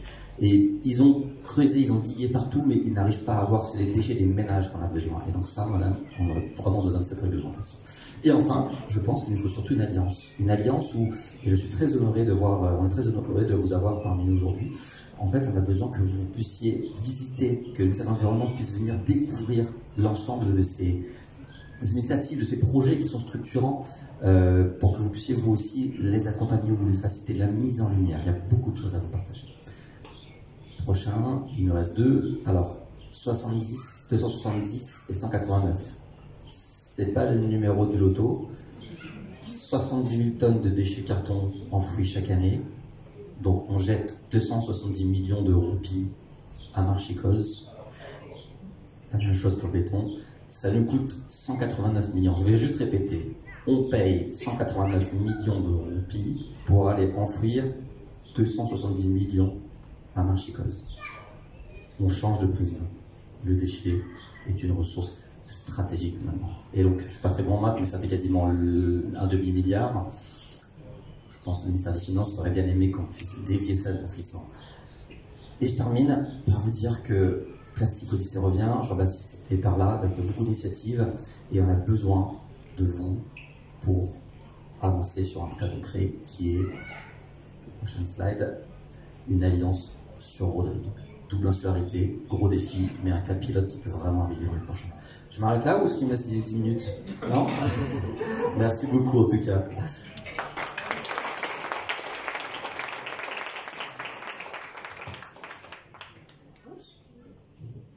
Merci pour cette mise en bouche. Alors, Samuel, tu es le manager à AMM, l'association des Mauritian Manufacturers, une association et une industrie hyper importante pour le dynamisme de l'économie de Maurice. Alors, on a entendu avec Grégory, la REP n'est pas encore une régulation à Maurice. Par contre, on peut l'adresser déjà, n'est-ce pas? Parce que grâce à un travail que vous faites et aux organisations de l'AMM, comment est-ce que vous vous organisez pour valoriser les déchets et quelles bonnes pratiques a déjà émergé grâce à ce travail? Merci. Merci Amandine, bonjour à tous, ravi d'être là aujourd'hui. Il est bon de rappeler peut-être que les industriels mauriciens sont très dynamiques, très proactifs.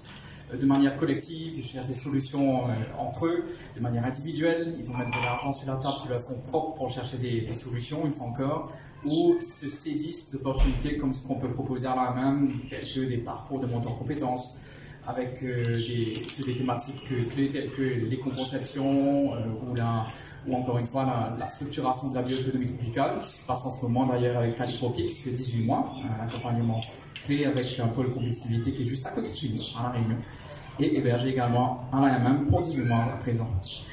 Donc de côté de l'AMM, on travaille sur 3 piliers pour consolider ces briques d'économie circulaire.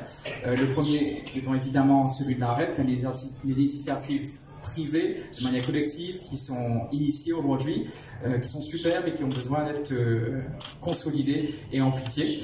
Et de ce point de vue-là, l'objectif est de venir rallier d'autres acteurs dans la salle, en effet, et en dehors pour venir, encore une fois, amplifier ce mouvement. Le deuxième pilier, celui de la symbiose industrielle, ou appelé en jargon français l'EIT, donc l'économie industrielle territoriale. L'idée est de venir mettre autour de la table des acteurs engagés qui ont des challenges, des problématiques communes, mais qui ont aussi des facteurs clés de succès, des bonnes pratiques à partager pour que tout le monde puisse en profiter et aller de l'avant. Et le dernier pilier, celui du renforcement du cluster, des recycleurs, on va l'appeler comme ça, on en a un certain nombre dans notre réseau aujourd'hui. Ils méritent d'être renforcés. Pourquoi? Parce que, comme Grégory l'a dit, ils sont centraux demain dans toute la structuration de cette filière. Et ça, c'est primordial. Donc, j'invite ceux qui ne sont pas encore dans notre réseau de venir nous rejoindre, puisque nous travaillons ensemble justement à justement renforcer ce dialogue et à prévoir cette structuration de filière à venir.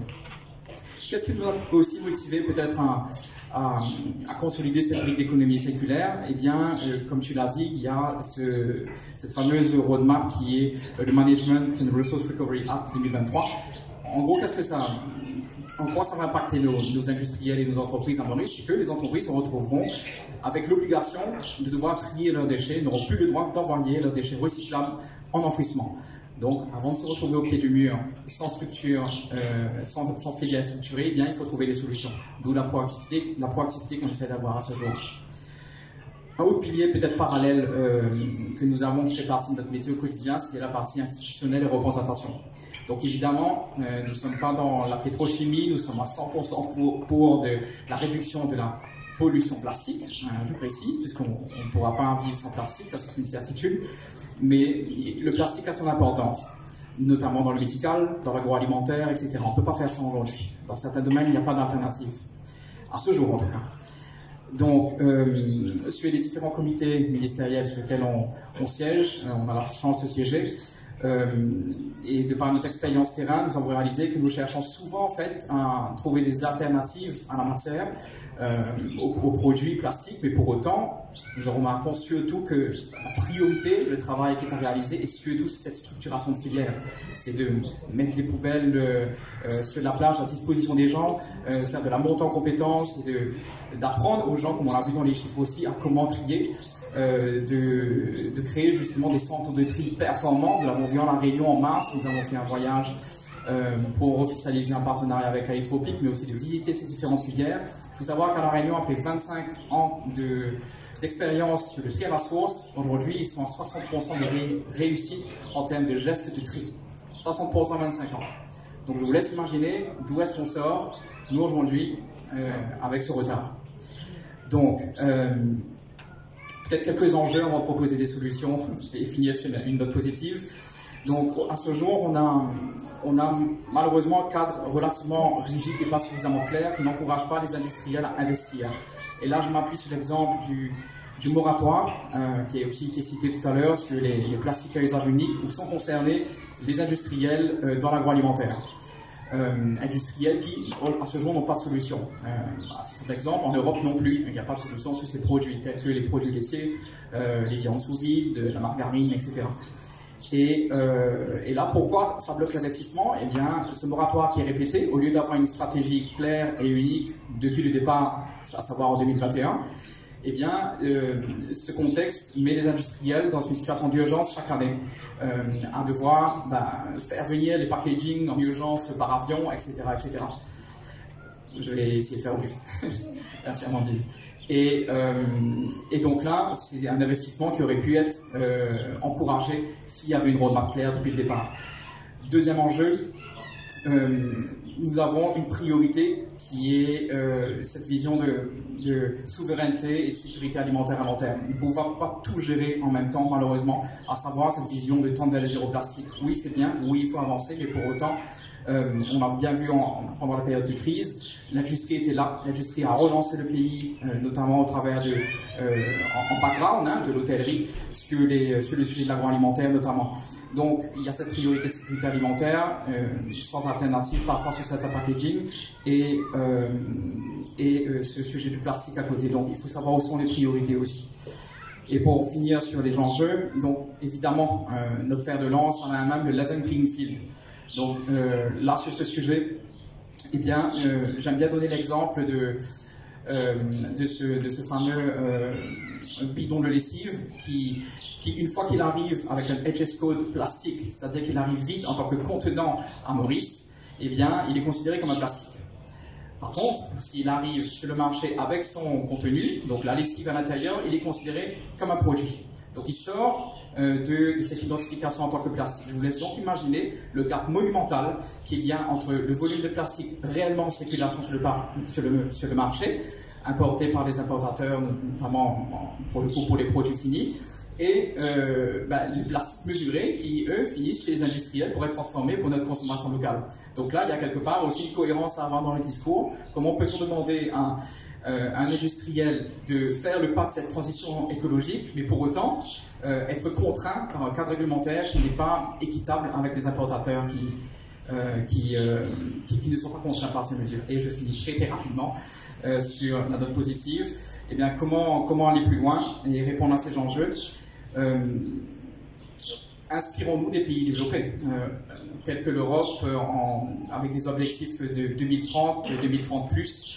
Nous sommes un pays insulaire au bout de la chaîne, nous avons de nombreuses contraintes, sans les citer, donc donnons-nous le temps de faire les choses. La deuxième chose, c'est ayons une approche concertée interministérielle. Donc, et s'aligner sur une feuille de route globale. Nous voyons encore malheureusement au niveau des autorités qu'il y a des silos, et là ça nous freine malheureusement. Donc, et on est sur plusieurs comités, le privé est d'autant plus concerté aujourd'hui, et ça c'est super. Mais nous avons encore peut-être une petite progression à voir de ce côté-là. Et pour finir, nous avons malheureusement pas forcément voix au chapitre lorsqu'il s'agit de financement, lorsqu'il s'agit de l'équation financement avec les gros bailleurs de fonds et des projets à impact. Oui, il est bien d'avoir des études, c'est important, il faut commencer par là, mais pour autant, il faut investir aussi dans l'impact, et ça, on sait faire. Donc déjà, ça sera un grand pas de pouvoir nous inclure justement dans toute cette discussion. Merci, désolé. Il faut savoir que Samuel travaille beaucoup, et c'est très compliqué de condenser tout ce qu'il sait en 5 minutes. Merci Grégory et Samuel. On voit que les bases se posent à l'île Maurice, qu'on essaie de se structurer, mais nous attendons avec grande joie ces réglementations et sa structure fiscale qui va nous aider encore plus. Il faut faire vite, mais il faut aussi faire bien.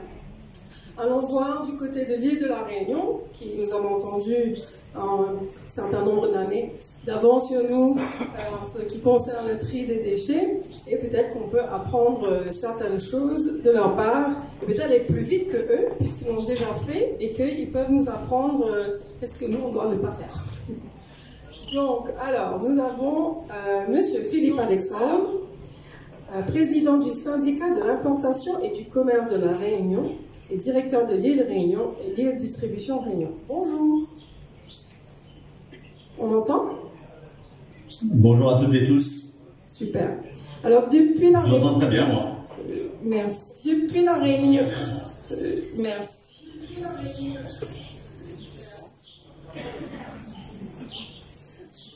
Ouais. Alors, depuis la Réunion, comment évolue la gestion des déchets à la Réunion et quel rôle joue le secteur privé dans cette dynamique?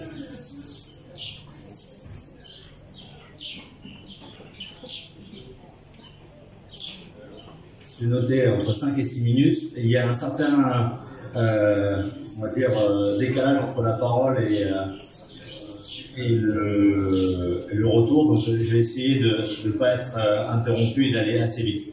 La Réunion est un territoire qui est en avance par rapport à l'île Maurice, mais qui se confronte à d'autres difficultés. Aujourd'hui, vous le savez, la Réunion, c'est la France, c'est l'Europe.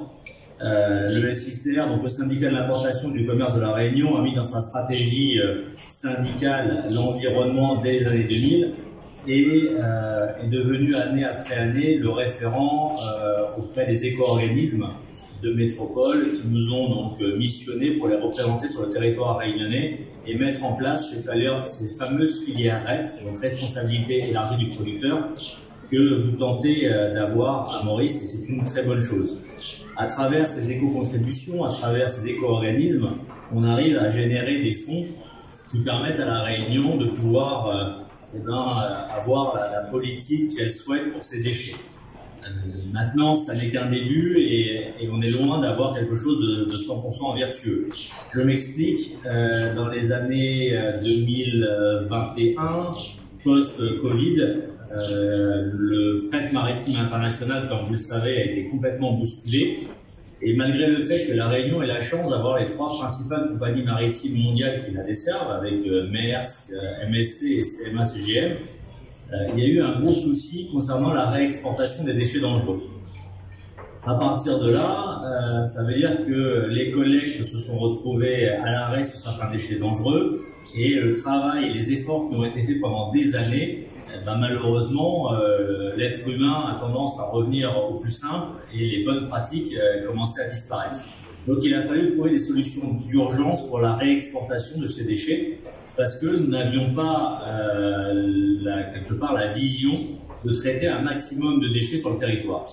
Donc la première solution court terme qui a été trouvée était de pouvoir avoir un bateau en ligne directe entre la France hexagonale, la Réunion, éventuellement Mayotte, et repartir sur le Havre pour emmener nos déchets dangereux et permettre au territoire d'être désaturé et que les collectes puissent reprendre. Ce bateau a pu être financé le premier avec les éco-contributions, mais de par le prix du fret, à cette époque, ça a coûté 800 000 € supplémentaires à la région Réunion. Et depuis, 5 autres bateaux ont été mis en place puisque la gestion des déchets dépend aussi de la géopolitique mondiale. Comme vous le savez, le canal de Suez ayant été fermé, les voies logistiques passant par le cap de Bonne-Espérance, le transport de déchets dangereux relève de notifications qui sont très longues à obtenir. Et si nous n'avons pas des solutions comme ça d'affrètement de bateaux, de navires en direct, eh bien ça vous sature un territoire. Donc en ayant sécurisé ce bateau-là, on arrive à faire baisser la pression du déchet sur le territoire de la Réunion. Maintenant, c'est pas suffisant. Pourquoi? Parce que si on veut quelque chose de vertueux, il faut arriver à traiter le déchet, à créer de l'emploi, à créer de la valeur et à faire de ce déchet une matière première, secondaire, excusez-moi, et qui permettent justement d'avoir quelque chose de beaucoup plus vertueux. Malheureusement, on se confronte à une notion de gisement où, à La Réunion, malgré les 873 000 habitants, et ben, quand on regarde les projets de traitement de déchets sur le territoire, on a un gisement qui n'est pas suffisamment important. Et si je suis convaincu d'une chose aujourd'hui, et à travers ce forum, et je remercie encore une fois le journal des Archipels pour son invitation, c'est que La Réunion, Maurice et d'une manière générale l'océan Indien, nous devons collaborer pour que les uns et les autres se répartissent les gisements et pouvoir valoriser ça sur nos territoires. Maintenant, ça nécessite d'avoir un changement de réglementation, puisque vous savez que en France et en Europe, l'importation de déchets ou l'exportation de déchets relève de normes. En particulier, il faut être membre de l'OCDE aussi.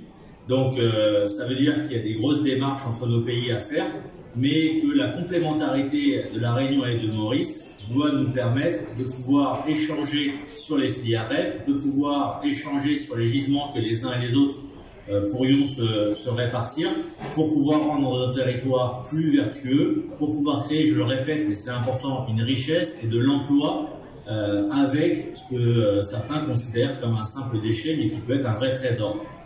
Je terminerai mon intervention sur les enjeux qui sont ceux d'aujourd'hui et très probablement de demain à très court terme.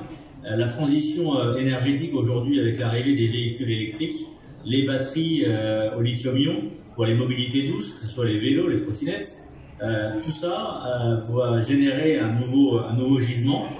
Et si on ne veut pas se faire dépasser, il va falloir aussi étudier les différents projets et la collaboration, parce que là aussi une filière REP devrait être créée très prochainement en France pour pouvoir gérer ces batteries et pourquoi pas venir conjointement aider Maurice, travailler main dans la main pour que ensemble on trouve ces solutions pour demain. Donc le SICR, les équipes, moi-même sommes à votre disposition pour qu'on puisse ensemble échanger sur nos bonnes pratiques et faire évoluer notre territoire dans le bon sens.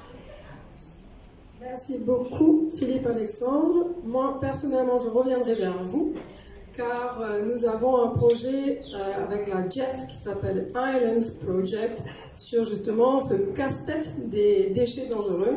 C'est un projet de la JEF qui existe aussi dans des autres sites de la Terre, autour des océans et des petites îles. Pour vous expliquer à quel point c'est un casse-tête, c'est issu des déchets dangereux. Ouais, je reviendrai vers vous. Alors nous avons un second exemple de la Réunion. Alors, Rachid Razak, j'espère que vous êtes en ligne, directeur général des services du syndicat de traitement des déchets Nord-Est Réunion, abrégé SIDNE. Sydney. Merci Grégory. Rachid, bonjour.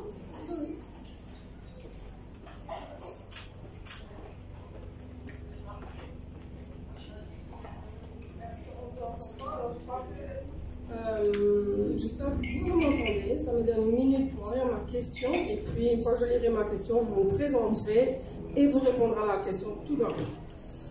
Alors, le SIDNE joue un rôle central dans la collecte et le traitement des déchets.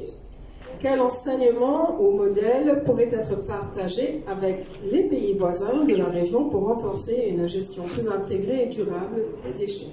Question. Oui, pour abonder dans le sens des propos de Philippe Alexandre, qui vient d'intervenir, je commencerai mon propos par citer un extrait du rapport d'évaluation des politiques publiques de la Chambre régionale des comptes d'avril 2025. C'est notre institution qui est en charge de contrôler les bonnes politiques publiques. Dans un contexte national au bilan mitigé, la Réunion s'inscrit dans la moyenne des régions en termes de performance de réduction des déchets, malgré des particularités climatiques et insulaires qui ne facilitent pas le développement des dispositifs de prévention, de collecte et de traitement. Donc il y a encore beaucoup à faire. Certes, on a depuis près de 25 ans maintenant démarré la collecte séparative, du tri sélectif, mais nous sommes pour moi encore à mi-chemin de nos objectifs. Notamment en matière de prévention des déchets ménagers, la Réunion n'a pas atteint les objectifs fixés par la loi d'août 2015 sur la transition énergétique et la croissance verte. qui était d'atteindre un objectif de réduction de 10% des quantités de déchets produits par habitant entre 2010 et 2020. Aujourd'hui, nous constatons un simple recul de 2,5% de ces volumes. La Réunion a donc suivi une tendance comparable à celle de l'Hexagone. Donc, toutes les régions de France n'ont pas, la majorité en tout cas, n'ont pas atteint cet objectif de réduction de 10% en 10 ans des quantités de déchets produits par habitant. Les causes de ces résultats mitigés sont à rechercher dans l'impact très limité de l'action publique sur la réduction des déchets à la source à La Réunion. En premier lieu, et à l'instar de la France hexagonale, la prévention reste encore le parent pauvre de notre politique de gestion des déchets. Les EPCI n'y consacrent qu'un budget modeste et les effectifs sur le terrain sont toujours en recul. Il est à noter également que bien qu'en charge de la planification des déchets, la région Réunion reste en retrait sur le volet de la communication en matière de prévention. Il y a encore beaucoup à faire sur ce sujet-là. La lutte contre le gaspillage alimentaire ne relève pas des EPCI, mais nécessite une impulsion collective forte. Le tri à la source des biodéchets ne se limite à La Réunion globalement qu'au broyage et au compostage de déchets verts. L'habitat collectif, qui représente 30% de la population, est encore peu concerné par ces dispositifs. La collecte séparative des biodéchets, notamment alimentaires, n'en est qu'à ses prémices pour la plupart de nos EPCI, nos intercommunalités. Seule la SINOR est lancée en 2021 avec des résultats encore trop modestes. Les autres territoires des intercommunalités devraient emboîter le pas dans les prochaines années. Les solutions pour le secteur privé en matière de valorisation des biodéchets émergent et sont très intéressantes. À noter que la valorisation par compostage reste privilégiée au détriment de la méthanisation. Les actions en faveur du réemploi, axe fort de la loi anti-gaspillage pour l'économie circulaire, la loi AGEC, sont en plein essor. Des acteurs privés, issus notamment de l'économie sociale et solidaire, développent des activités de réemploi pour lesquelles les collectivités sont en plein nouveau de véritables partenariats. Outre des initiatives des différents acteurs concernés par le réemploi émergent de façon isolée, alors qu'elles mériteraient d'essayer en étant mieux coordonnées. Il manque pour cela un véritable pilotage à l'échelle régionale et une gouvernance adaptée dont la région, au titre de l'animation du plan régional, pourrait faciliter l'organisation. Les EPCI ont pris l'initiative d'ouvrir des ressourceries sur leur territoire sur un modèle de gestion associative qui fonctionne mais qui ne permet pas de s'autofinancer. Ces structures restent trop dépendantes des fonds publics. Un modèle de rentabilité est à rechercher en s'adossant aux filières à responsabilité élargie aux producteurs, une filière REP. Ces filières se développent justement sur le territoire, sous l'impulsion, on l'a vu, du SICR, malgré certains aléas. Nous ne disposons pour l'instant pas de toutes les filières REP qui sont déjà effectives sur le territoire national. La filière des déchets du bâtiment PMCB, par exemple, tarde à émerger. Ça représente un gros gisement de déchets à traiter. Dans ce cas de figure, nous verrons avec Denis, la nature ayant horreur du vide, les opérateurs privés ont réussi à tisser des liens avec le monde de l'ESS, l'économie sociale et solidaire, pour mettre en place un modèle économique circulaire efficace. Néanmoins, faute de structuration opérationnelle, la majorité des filières REP s'appuient, elles aussi, sur nos intercommunalités et leur parc de déchetterie en guise de point de collecte. Pourquoi pas, mais à condition de couvrir l'intégralité des coûts de collecte et de traitement, ce qui n'est toujours pas le cas aujourd'hui. Face à ce constat, les collectivités plaident pour des filières REP opérationnelles et autonomes. Il faut délaisser le modèle des filières REP financières, comme Citeo, qui peinent à atteindre leurs objectifs de valorisation et pèsent encore trop sur le budget de nos collectivités. J'ajouterai enfin que les politiques publiques se sont récemment dotées d'un volet répressif, notamment dans la lutte contre les dépôts sauvages. Il est heureux d'observer que nos 5 intercommunalités réunionnaises disposent désormais d'une brigade de police de l'environnement, mobilisée sur l'application des règlements de collecte. La sensibilisation ne peut pas être la seule réponse à l'adoption du geste de tri. La sanction, à valeur pédagogique pour certains, il faut l'utiliser. En termes de bilan, d'ailleurs, dans l'organisation, je vais j'ai fini sur la conclusion en termes de bilan. J'ai oublié de vous parler des slides qui sont affichés, mais dommage. En termes de bilan, donc, on le dirait rapidement, nous valorisons 40% de nos déchets.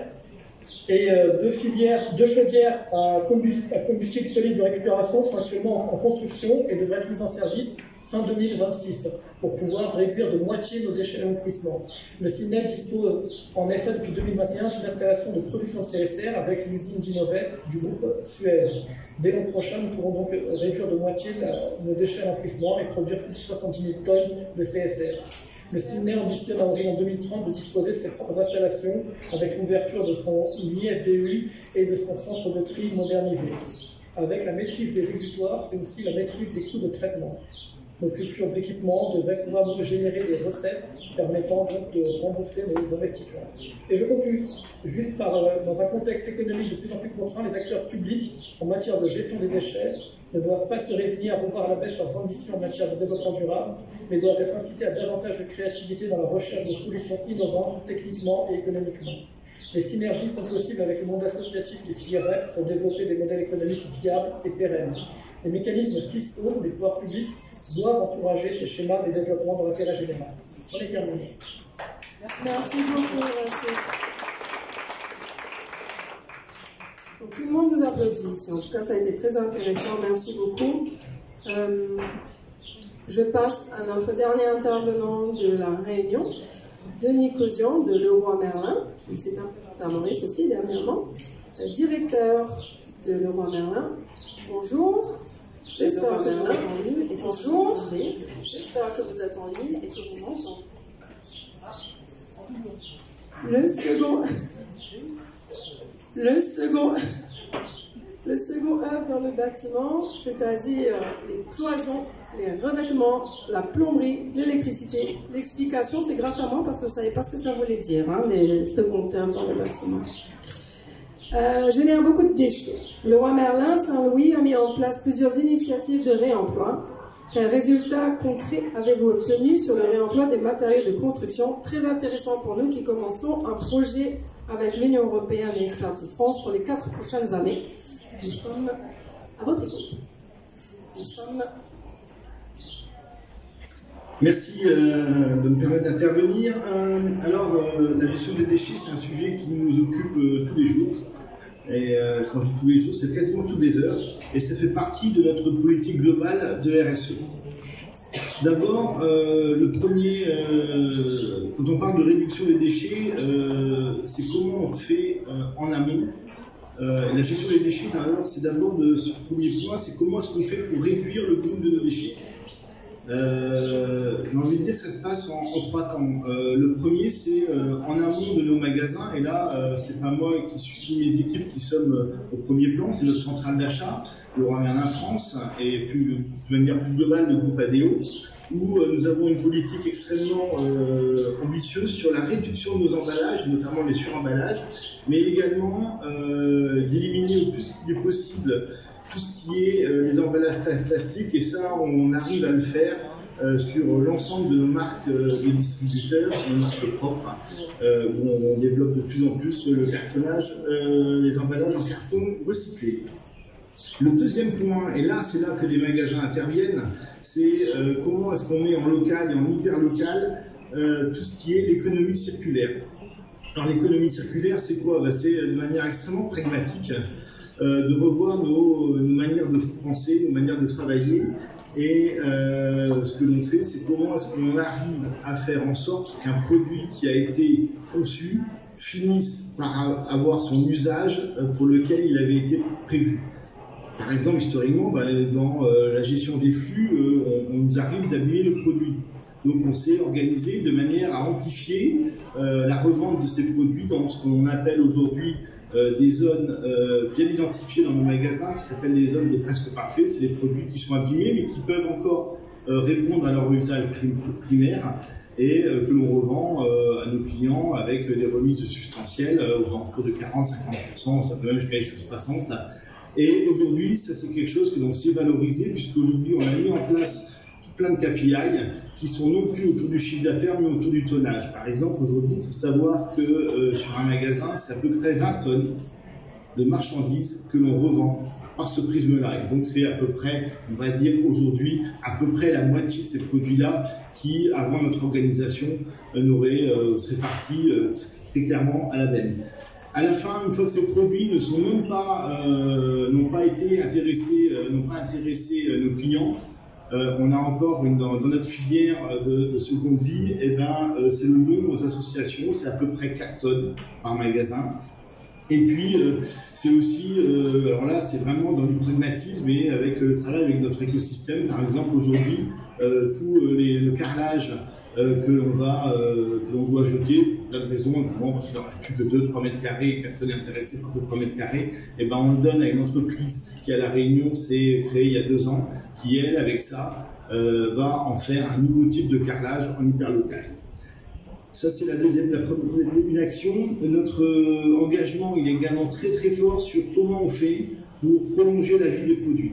Et là, la prolongation de la vie des produits, c'est notamment la capacité aujourd'hui que l'on a à faire et à réparer les produits. D'abord les produits que nous vendons, mais tous les produits que les clients nous amènent. Aujourd'hui, on s'est qualifié, c'est à peu près en 5 ans. Notre indice de réparabilité, il est passé de 20 à 60%. Ça veut dire que 6 fois sur 10, on arrive à réparer le produit de notre client. Et là où on est encore en grande difficulté, c'est, vous imaginez bien, pour réparer une ampoule, c'est pas toujours facile. Aujourd'hui, c'est des ambitions fortes. Sur un magasin, à peu près, nos magasins, c'est à peu près 140 collaborateurs. Et bien, sur 140 collaborateurs, nous en avons 8 qui sont consacrés, dont le job, c'est de réparer les produits. Donc c'est dire l'investissement que l'on met et qui nous a permis, ce savoir-faire, nous a permis aussi de développer le reconditionnement des produits. C'est parce que des fois, les fournisseurs ne nous livrent pas les pièces ou ne les ont pas en pièces détachées, donc on garde les produits. Et comment on arrive à faire avec un produit qui n'est pas réparé, et ben on le démonte, on garde les pièces et puis ça nous permet d'en réparer 2-3 à côté. Donc ça, c'est ce qu'on appelle le reconditionnement et qui rentre aussi dans notre filière commerciale et c'est des produits que l'on revend avec toujours une garantie qui est la garantie distributeur qui est de 2 ans. Donc voilà, donc le premier point, c'est comment on gère et on réduit les déchets. Donc une fois qu'on a fait tout ça, et ben il nous en reste. Alors pour vous dire, sur un magasin comme Saint-Louis, c'est 330 tonnes. Voilà. Et donc sur 330 tonnes, qu'est-ce qui se passe? C'est... Vous pouvez prendre 1 minute pour conclure, s'il vous plaît. Merci. C'est déjà pas arrivé. Oui, la deuxième, j'en finirai, c'est le traitement des déchets avec 7 flux. Donc on trie les déchets. Aujourd'hui, sur 330 tonnes, on arrive à en trier 70%. Et puis notre volonté, alors ça on le fait avec un partenaire qui s'appelle AC2V, c'est extrêmement important en tout cas pour, si vous voulez développer votre gestion des déchets, d'avoir un partenaire qui soit avec vous pour l'optimisation. Et donc, nos engagements, c'est d'arriver l'année prochaine à 80% de tri de nos déchets pour qu'ils soient revalorisés après par les organismes qui savent le faire. Et puis derrière, on développe également les partenariats locaux qui consistent à sensibiliser les habitants avec des partenariats avec les organisations comme la CIVIS, les Réparali Café qui permettent de réparer également des produits qui ne sont pas chez nous. Donc voilà un petit peu notre politique de gestion des déchets dans nos magasins.